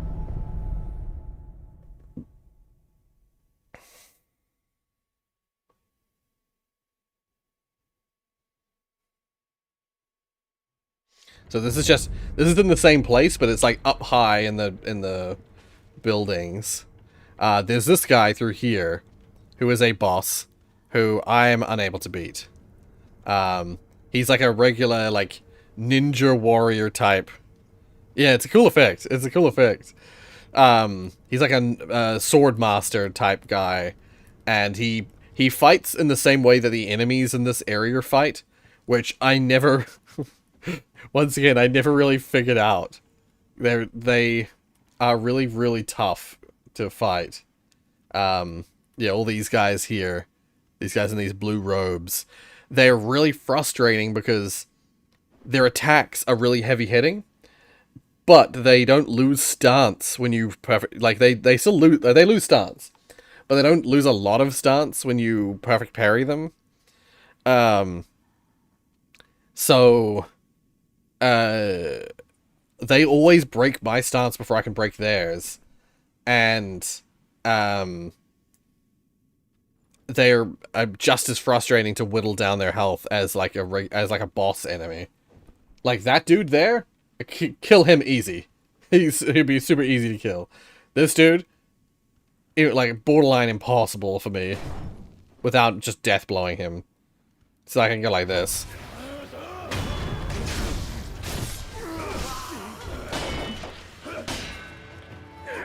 Okay, just fucking kill him. These guys also, they go down really easy as well, to be fair. Sorry, Grandma. You alert other people. So yeah, these guys. Fuck.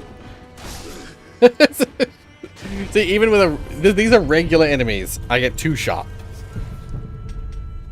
So I oftentimes rely on dying, letting them get away, and then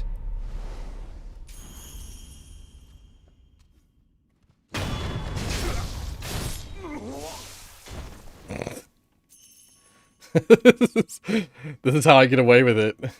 Yeah, and it is pretty neat. Like, seemingly, if you take too long to resurrect, you die for real. But if you yeah, there's like if you wait, sometimes the enemies can get far enough away that they don't realize you've got back up. Most of the time, if the enemies are right next to you and you get back up, they'll know you've got back up and they'll immediately attack you. But if the enemies get far enough away and they're not a boss enemy, then you can usually get away. You can usually get up without alerting them.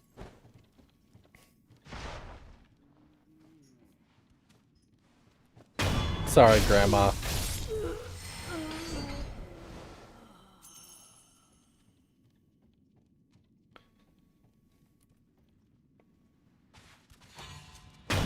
Oh, that was close. He detected me. I hit the pad on the floor and it like brushed aside and he heard the noise. Yeah. So, not the old lady. Yep. She's gonna die. She alerts other enemies, so I can't have her around. Yeah.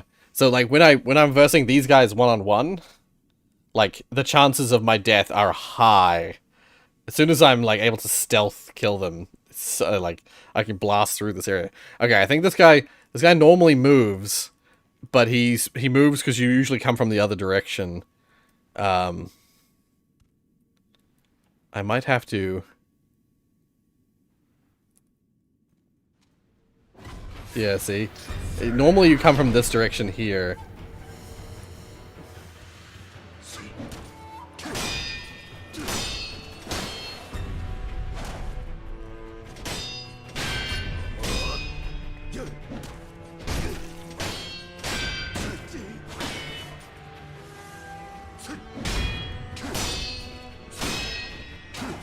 Shit.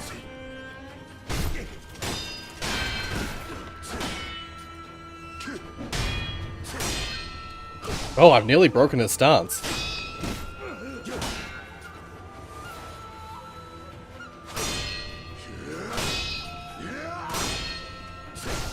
Shit.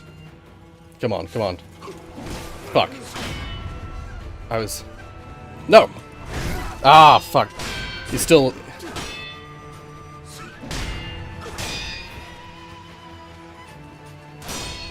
Man, that's hard to time.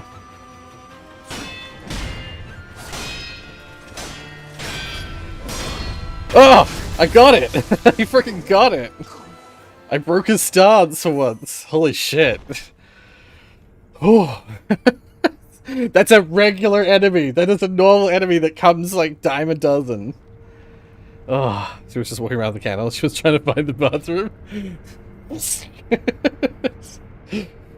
But Jesus Christ, see, that was a regular enemy, just a normal run-of-the-mill enemy in this area.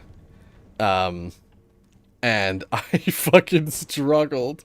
But I did it, I broke his stance. And then there's these Tengus, fuckers. They, their specialty is like, they're up on the rafters here. Up on the roof. And they are like scouts. Oh god, I always forget it. I always forget about him. And I literally don't know where he comes from. I just know that normally the other guy alerts him. Normally the other guy sees me and then he comes flying in.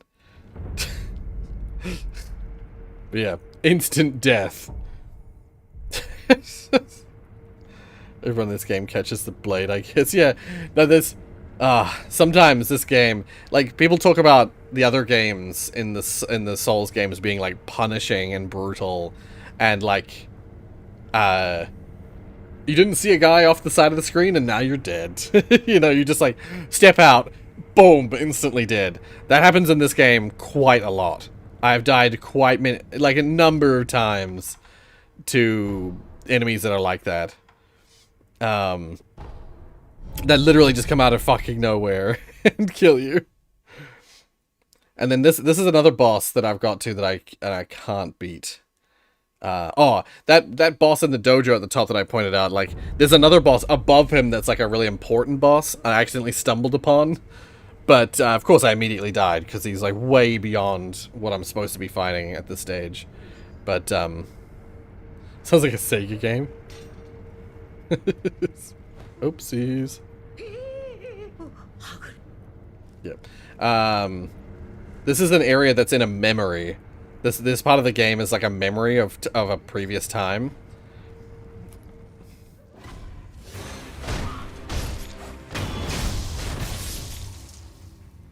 And this part of the game, I was playing in this part earlier. And it's been a while since I've been here, so I might be able to do something with this. Probably the firecracker rather than... This boss, I found the shurikens to be quite useful. But I actually have a new ability which might make this easier. How does that ability work again? No. Anti-air death blow.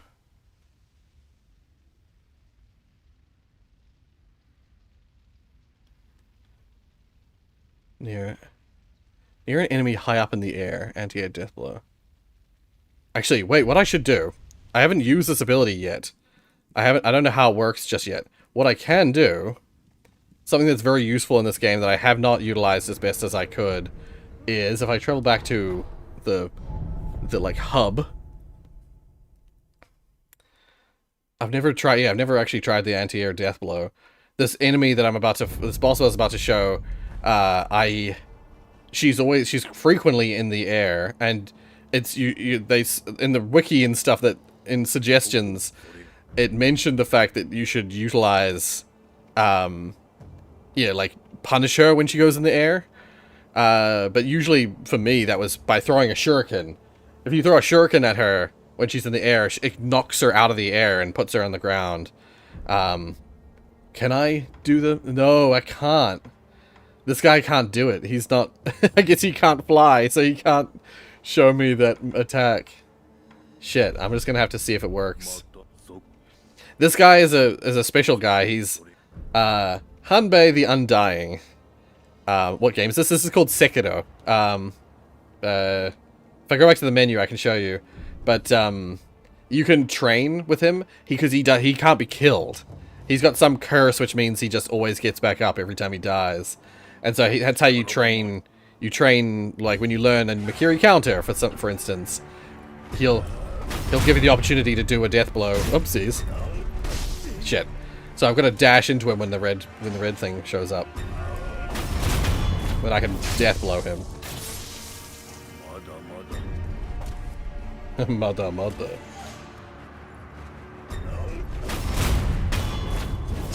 Yeah, so you, like, step on their blade and put it to the floor. Ah, but you gotta do it when you get when you would get hit. And there we are. Yeah. Problem is, in actual combat, it's so hard to actually predict when that's gonna happen. Yeah, Sekiro or Sekiro. Hold up. I'll just quickly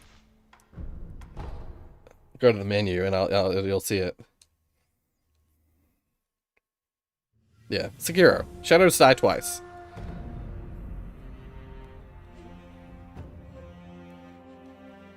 Oh. It's loading into the server. Okay, yep. So yeah, let's just try, let's see what this boss is like. If I run back to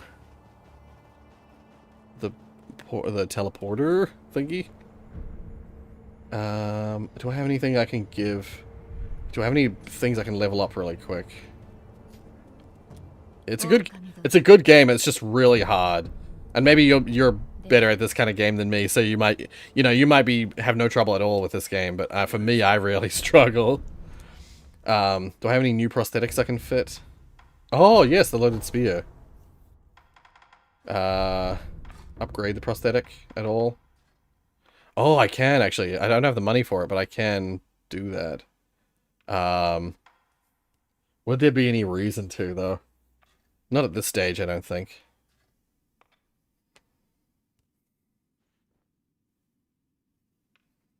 Magnetic shaft that makes it nearly unbreakable. Enemies attacks. Huh. Yeah, I'm tempted to get that upgrade, but I need to get this upgrade first. I'm not gonna worry about it. Actually, no, I will, because I'll use my money, so if I die, I don't lose anything. So I'm gonna use a couple of my pouches. So, wait, nope, turn back around. Oh, not fit new. Upgrade. Yep, let's get this one. Tier 4 information now unlocked. Yeah, so... Oh, I can actually get this. I just need the money for it. I won't worry about it now, but this... I've been using this umbrella, which is like a better... It's basically a shield, but... It's like a... It's got a longer window for parrying. So normally you parry with your sword. You parry with the left bumper. Like, you go boom, boom. But with the umbrella, you do this like, yeah. The whole animation where they're pulling it out, that whole time it will be a perfect parry if they hit me while doing it. It's in my Steam family library. Oh, nice. yeah. But the shield, that fan shield, uses this resource here. So I used it twice just now, and so now I've got 14 out of 16. No way, here out of state. Let's just quickly give this boss another go, and see if I'm any better. Because I was trying to fight this boss before I fought any other bosses.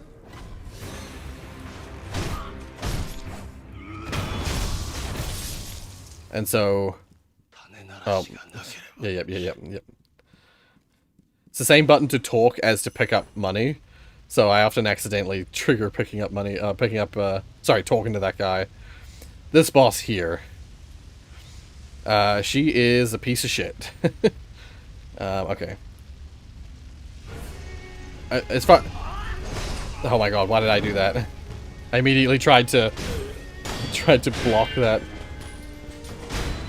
See, she goes up in the air. Oh my god. According to her health bar, she only has one... There's no point waiting around. She only has one death blow. Not true.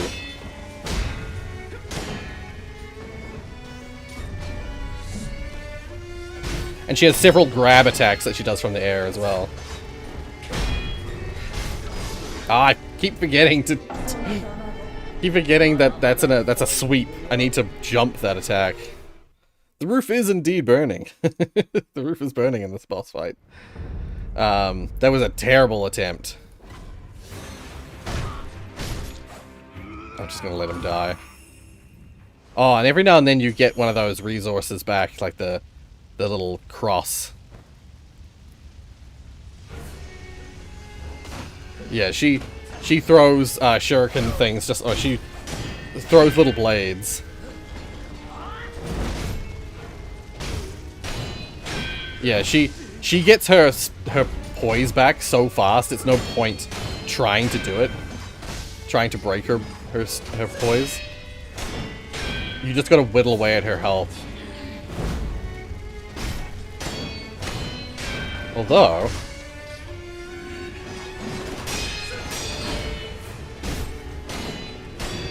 I've got about half of it off right now. See, you can like knock her down when she does that.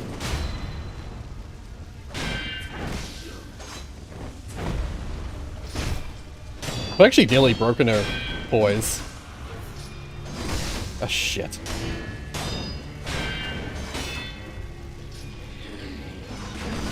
Ow.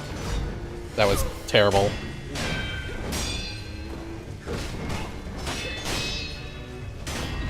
Oh my god, I got a... Holy crap, that's the first time I've ever got a stance blow on her. But that's not even her, that's a figment. She's actually up here this whole time. She's been up here this whole time. This bitch. And now she has these fucking, like, magic orbs that she summons. And she has this, like, special... She does this special attack, which, summons these, like, apparitions. It's probably worth it for me to wait this out a little bit, because the apparitions only last a certain amount of time before they disappear. And when they disappear, those orbs get fucking summoned in. A bunch of those orbs appear. Yep, there we are.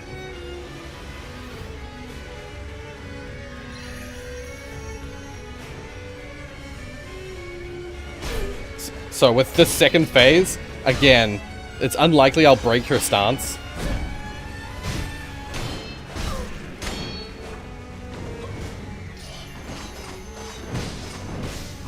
Oh my god. Ow. That was dumb.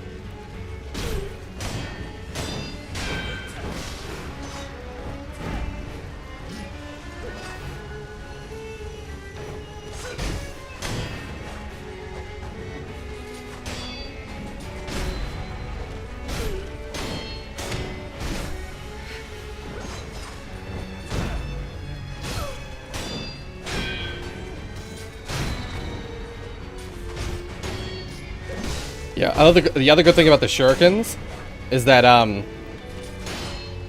it keeps the stance break. Oh my god, she's nearly dead. Oh my god. Oh, I killed her. I beat her. Holy shit.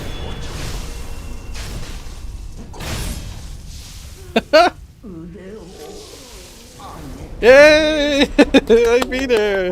Yay! Holy shit, I am way better than I was when I was trying to fight her. Holy shit. Looks like a soul attack. Interesting. Yeah, yeah. Yeah, she has like this special magic. I was warned about it by the dying guy outside the boss fight. She has this like strange soul stuff where she like taps her clicks her fingers, and then like a bunch of previous dead seem to rise, and like they're like souls. They're like the souls of people she's killed or something, or her former soldier or something. And then yeah, when she does certain attacks, they like, yeah, those orbs appear. I think it's supposed to be like chi. It's supposed to be based on Japanese mythological magic. I'm not sure exactly how it works, but yeah. No, when I was fighting her before, I was fighting her right at the start of the game when I hadn't upgraded my attack power at all, and I hadn't upgraded my flask beyond, I think I had 3 uses of my flask at the time. 2 or 3. I now have 6 uses of flask, and I've upgraded my attack power twice since then, and I have a bunch of extra prosthetics. But not that I was actually really using any of those stuff. I was still using the old tactics. But yeah, I killed her. I killed Lady Butterfly. The battle memory of an extraordinary foe lingering in the mind of the wolf. Commune with the sculptor's idol. Yeah, I can now upgrade my attack power again, because a memory is how you upgrade your attack power. Actually, in that case, I think I've only upgraded my attack power once. Because I've only killed one other major boss. Sakura Droplet. Pale Paint Crystal Residue, known to form when an immortal oath fails to establish. Oh. Oh. Showing us this the aid of divine shells. So do I have the ability to get 3 resurrects now? Do I? Huh. Cool. But yeah, this is just a memory. This is a memory of a past event.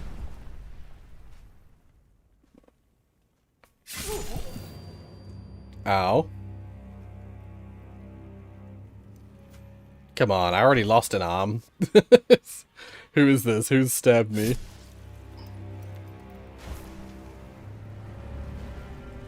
Is it gonna be like the big bad guy, Ishin?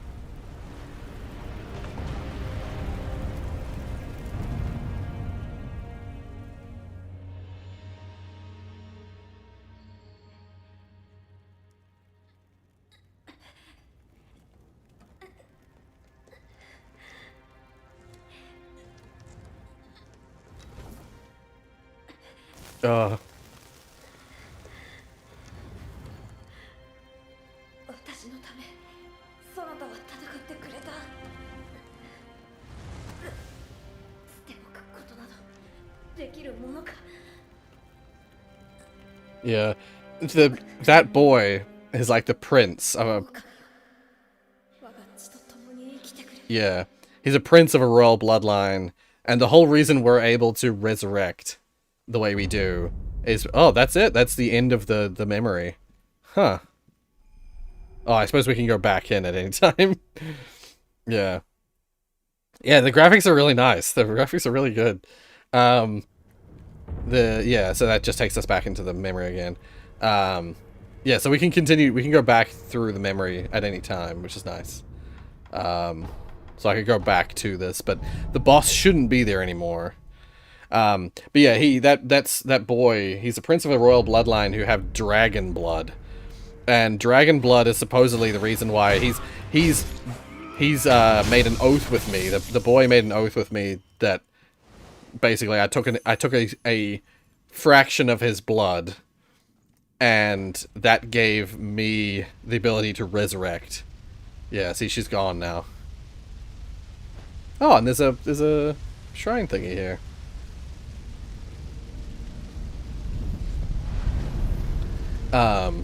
Sculptor's idol. Yeah, cool. But yeah, right, yeah, so let's go. Enhance attack power. Yeah, confront memory butterfly. There we go. Attack power has been enhanced. Yeah, so now I got attack power 3. So yeah, I've literally only upgraded. That's the second time I've upgraded my attack power. And maybe that's just it. Maybe I'm trying to fight guys who are beyond my ability. Maybe that's why I'm struggling, is that I'm trying to fight guys too early. Maybe I need to go back and go fight things I've missed earlier in the game. Yeah, I might actually do this as well. Cure those afflicted by Dragon Rot. Dragon Rot healed. So now my unseen aid is back to 30% again. There we go. Reasons to go back. Nice. Yeah. Honestly, that's probably what it is that it's I've leveled up my prayer beads there. Prayer beads, they give you more health. I've managed to upgrade them 2 or 3 times at this stage. Yeah, two times. Because my vitality starts at 10, your attack power starts at 1. I've upgraded vitality twice. And I think at the time I'd upgraded it once when I originally versed her.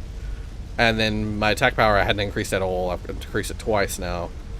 I've upgraded my ability I can carry more of these now. Yeah.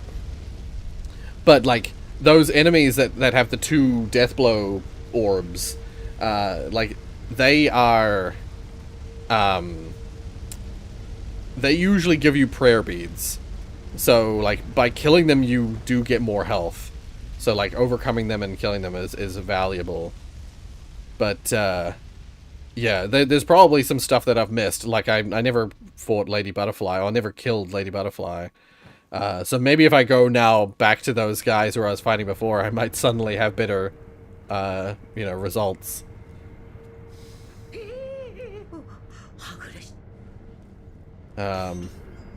I believe this is the woman whose memory we're actually in. This woman is like cowering here during this like invasion. the house, and that woman. Well, no. The boy who has the dragon blood, the prince. We are his shinobi, and he gave us a drop of his blood to keep us from dying that first night. Okay, let's just kill one of them. And so that's why we can resurrect. However, it's not just a blessing; it's also a curse. Oh, here's a fun thing. If I go hug the wall here, secret room.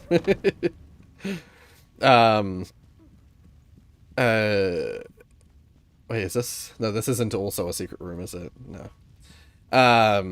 Yeah, if we the dragon blood thing is like both a blessing and a curse. Bad night to patrol, lol. Yeah. Because while we can resurrect, too many resurrections. The idea is that we have like life essence, right? And like seemingly we are overflowing with life essence, maybe because we kill a lot of people and so we have like all this extra chi. But if we run out of that chi, if we die too many times, then the universe has to pull life essence from somewhere in order to resurrect us. And so, also welcome back, Nathan. I didn't notice you're back. Our team lost the Maniac mod area, 5 to the Fast Blitz, and only remaining player. Oh, okay. Yeah, damn. It has to pull chi. It has to pull life essence from somewhere, so it pulls it from nearby people. It finds people nearby and pulls it from them, and that causes dragon rot. Oh, this game is Sekiro. Sekiro Shadows Die Twice. When someone gets afflicted with dragon rot, they become sick, they become like unwell. Why did the music kick in? It's like someone saw me, but no one saw me.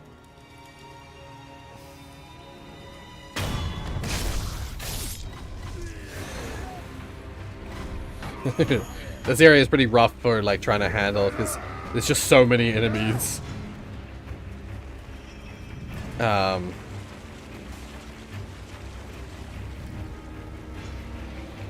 yeah, like as you die more and more, you start afflicting the NPCs with dragon rot. And when they're afflicted with dragon rot, there's no actual, they won't actually die from dragon rot in the game, but what happens is the more if someone gets afflicted with dragon rot, you can't advance their story. Their quest becomes locked until you cure them. So a bunch of NPCs will become like you want to talk to, let's say, Emma. Emma is one of the main NPCs. I don't think she can become sick. I have a funny feeling she can't become sick, but if, for instance, Emma became sick, you'd no longer be able to learn about the dragon rot stuff. That's why I don't think she can become sick. I think because you need her to cure the dragon rot. Let's say, the guy who I went to upgrade my shinobi prosthetic, if you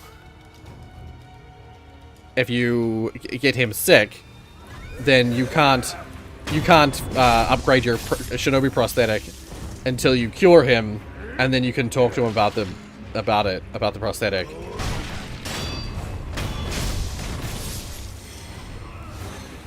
Oops.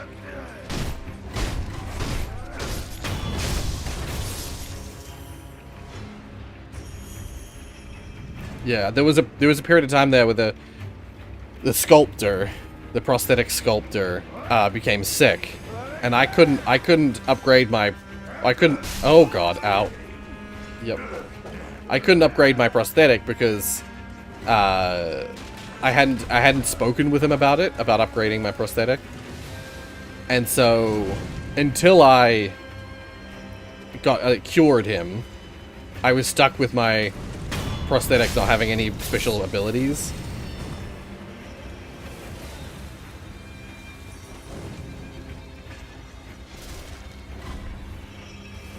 Yeah. But yeah, anyway, now, where was I? Yeah, I've found so many pathways that lead to new areas. I actually don't know a sick NPC. Interesting. Yeah. Where do I hear boss fight music? This area had a boss in it. There was a horseback riding dude with a big old pole arm. Actually, wait, I can show that off. This game lets you fight bosses a second time by using their memory. Is it Reflection of Strength? Yeah.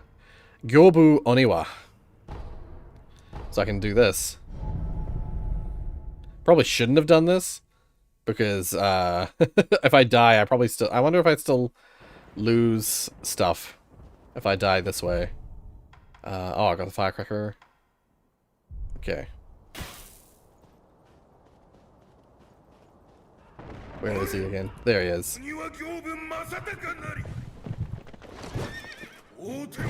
The trick with this guy is to startle his horse with firecrackers. And then... Oh, whoops, I pressed the wrong button. When he gets a certain distance away, you can grapple over to him.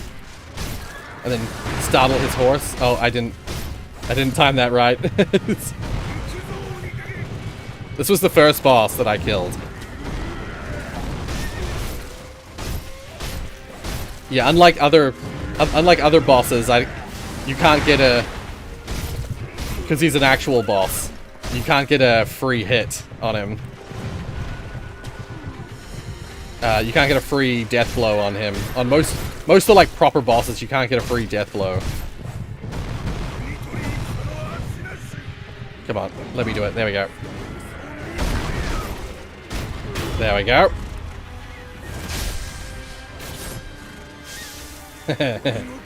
Oh god. This boss was actually really fun to fight.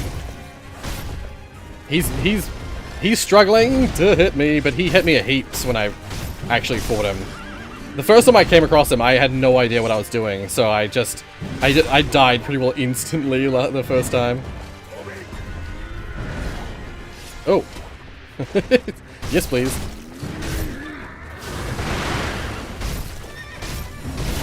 Ow. Holy shit.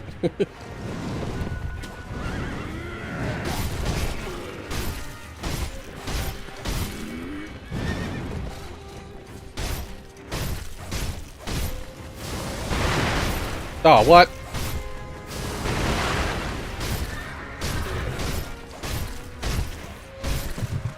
He's nearly down. Oh, fuck. No, resurrect. I don't have time. I don't have time to be dead. There we go. Got him. Oh.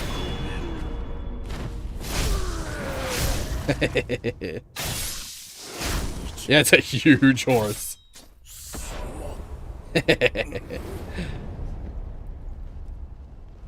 Hell yeah.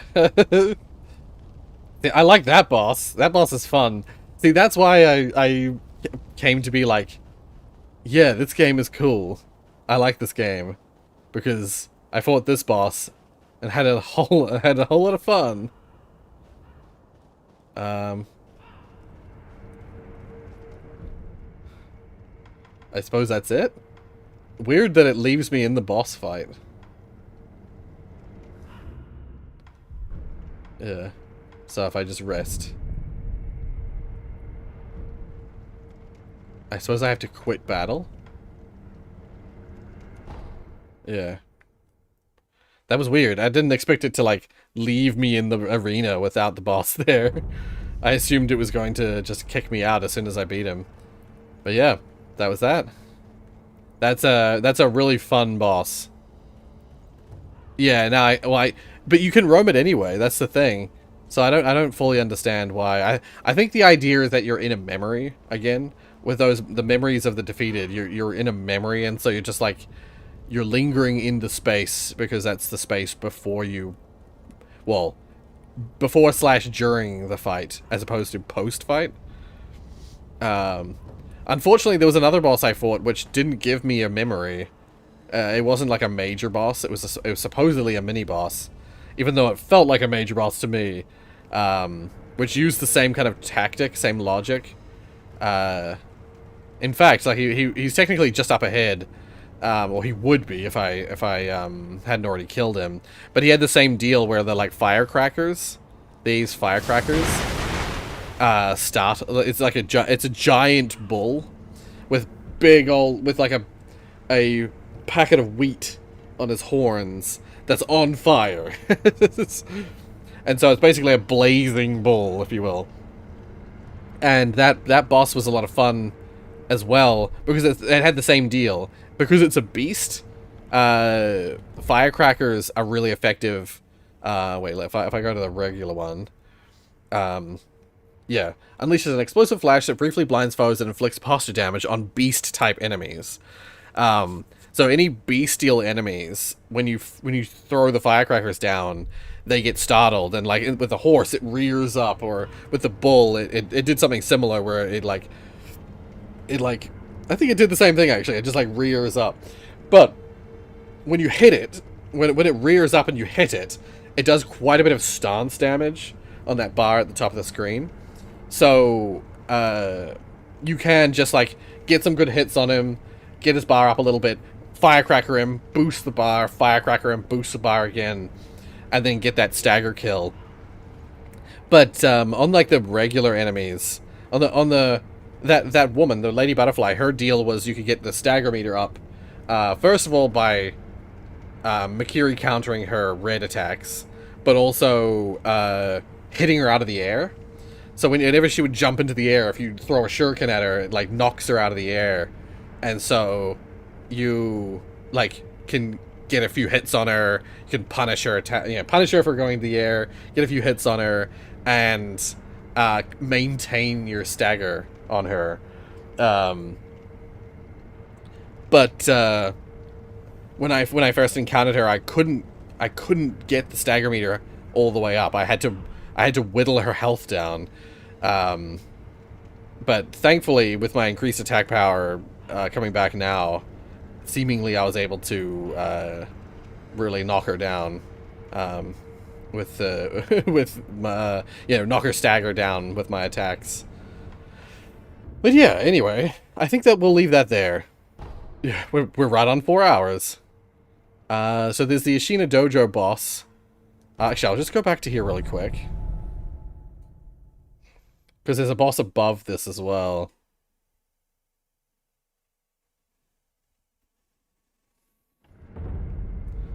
If I go back, so there's there's this guy here who's just like a sword master. He's a mini boss. If I go, actually, can I go in and still escape? Fuck it, I'll try. So when you go in, he's here. I can't leave anymore, but I think oh no, the window's closed as well. Shit. Well, wait, actually, if I just quit, if I quit, I think that'll kick me out of the fight. Yeah, there's a big important boss just like one story up from this guy basically, and I was able to get it from the rooftops because I was outside on the roof before. How do I get to that? Mistakes were made, lol. Exactly. Yeah, there we go. Okay, that saved me from dying and losing more, potentially triggering more dragon rot. Shit, how do I get back out on the roof again? Oh, I remember. Okay. Time for some masterful dodging. Secret wall. These fuckers, I hate them. I'm just really glad this game has good running mechanics. Like, you can run past enemies really nicely.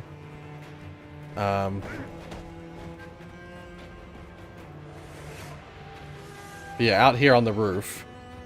You can skip that Swordmaster guy. I originally got to the Swordmaster via the roof, but you're supposed to go through that area with all the, like, the blue Swordmaster guys. You're supposed to go through there originally to get to him, but if you go round here on the roof... This is how I originally found it. I found this window, and I walked through the window, and that's the other side of the same boss arena. So originally I like, hopped through the window, and then suddenly the boss music started, and I was like, oh shit! Turned around to exit the window, and the window was blocked, and I was like, oh my god. Promptly died. But if you go up like this balcony, there's another boss up here. He's like a really important big dude. But yeah, I also accidentally hopped up onto that balcony and triggered the boss.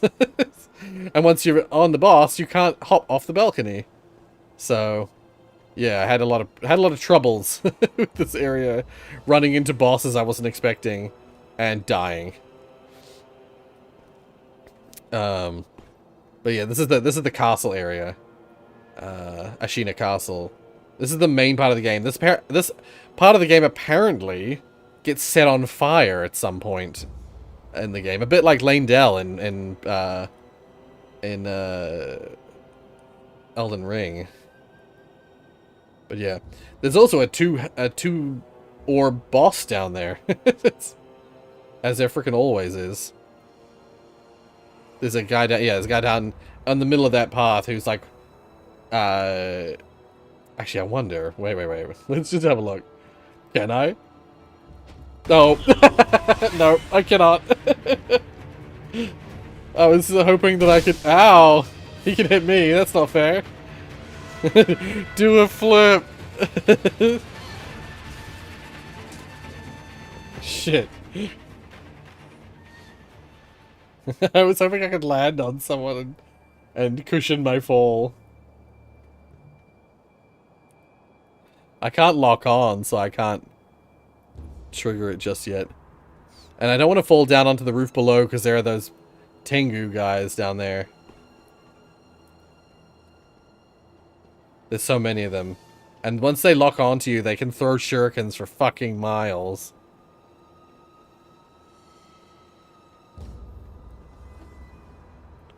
Yeah, these fuckers. This is the one. This is the area that... No, it's not. It looks a lot like the area where the guy comes out of fucking nowhere.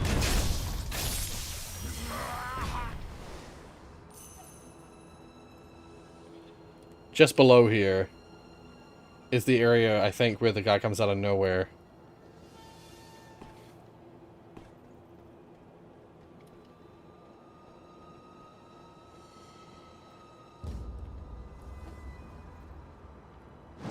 I got the guy next to him.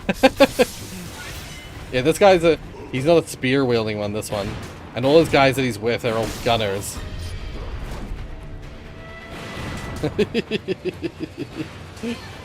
Yeah. But this would be the next guy I try and kill, you know, off camera. This is how you make your way to work in real life. I wish I just like, ha! Jump out of my... I'm in like a fucking apartment building way up high, and I just leap off the balcony and fucking murk someone on the way down. No fall damage. Survived the full drop. Anyway, that's enough of that. I might try and continue this a little further. I literally rage quit last night. I was like, fuck this game, fuck playing any more of this, but now I'm back into it. Killing Lady Butterfly has given me a new sense of purpose with this game. That was really dumb of me. I shouldn't have done that, because now I'm gonna smash my face against more brick walls again for a while. Would you like to have some real enemies to fight in real life too? No, I'm good. I'm good. I'm happy that pretty much all my battles are fought digitally. Yeah. Anyway. Thank you guys so much for joining me. I'll catch you in the next stream. Hopefully we'll stream at least once more before I'm back at work. But if we don't, I'll see you guys next week. Because I'll try and stream at the end of the first week of school. But yeah, I still really want to get some like mini recordings done and get some like shorts out there maybe, but we'll see. This weekend coming up, as well as the first week back, there's gonna be a lot of 24-hour stream tomorrow. No. No. No, the next couple of days I've got to get ready for school starting.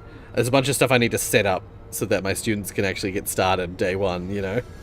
So that I'm not like busy scrambling while I'm in class time. Yeah. Oh well. See you guys next time. Hopefully tomorrow or the day after, but we'll see. Play Gets a Liquid. I don't think I ever will. Not again. Never again. Now, if there was a new game, if they released like Cats of Liquid 3, you know, then maybe. I'd play that. You gotta contact the developer and tell them to make a new game. Because honestly, that game would probably do fucking gangbusters on the channel if I did it. How about 24 hours divided by 6-hour streams? Yeah. So, Conan, if you're not familiar, my channel, a ton of the viewership of my channel comes from one video game called Cats Are Liquid.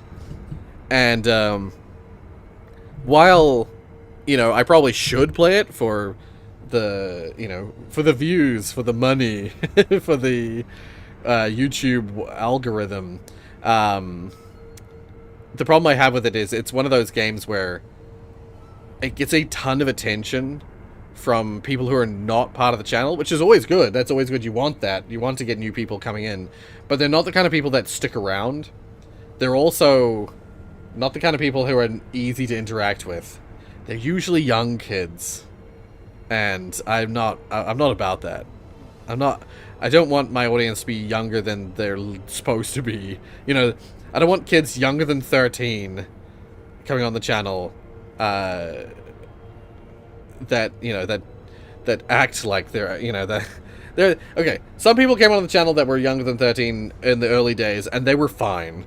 But whatever it is about the Cats of Liquid, a lot of the people who come, who you know, a lot of the people who come from Cats of Liquid are quite young, and they don't read the comments. They just comment the same comment as every other person who's commented on the video. They don't interact with things in a normal way. Yeah, let's just say it's not the kind of... Yeah, I've played both the first two Cats of Liquid games. They're not the kind of people I really want for the channel, is what I'm saying. Do a 2-point hospital stream. That's still in my back burner. I think it's in my back burner. In like playlist on Steam, as in games I intended to come back to. I just never did. Definitely not just because I started playing it and I need help with multiplayer challenges. I see. Yeah. Yeah. There's Cats of Liquid.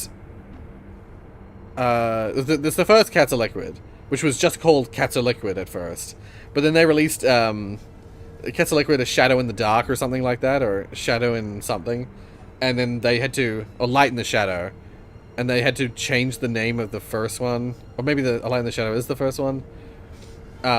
They released a game, I played it. They released a second game with a subtitle, and they retroactively subtitled the first game afterwards. And people to this day keep telling me, first of all, they'll watch one of them. Like, they'll watch the first Cats of Liquid thing, and then they're like, well, now you gotta play the next one. It's like, I already have. And then there are plenty of people who see me playing the second game and are like, you need to play the first game. And then there are plenty of people who watch me play either of them, and then say, you should play the other one first. The other one's canonically before this game, or this one came out before this game. Like, I'm like, come on, dude. That's what all the comments on those videos are.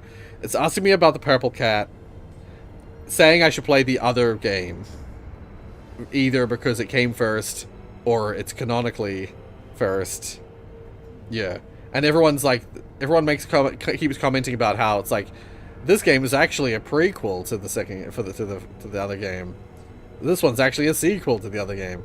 It's so tiring. I've stopped responding to messages on those videos. It sounds like a fun time. Someone watch you play Soulstorm? Yes, Oh, it's hard, is it? Oh, interesting.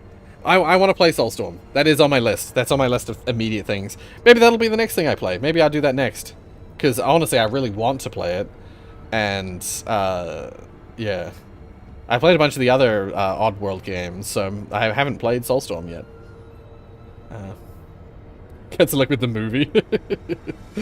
Anyway. Enough rambling, enough delaying the inevitable. Yeah, thank you guys so much for joining me, and I'll catch you on the next stream. See you guys. Bye.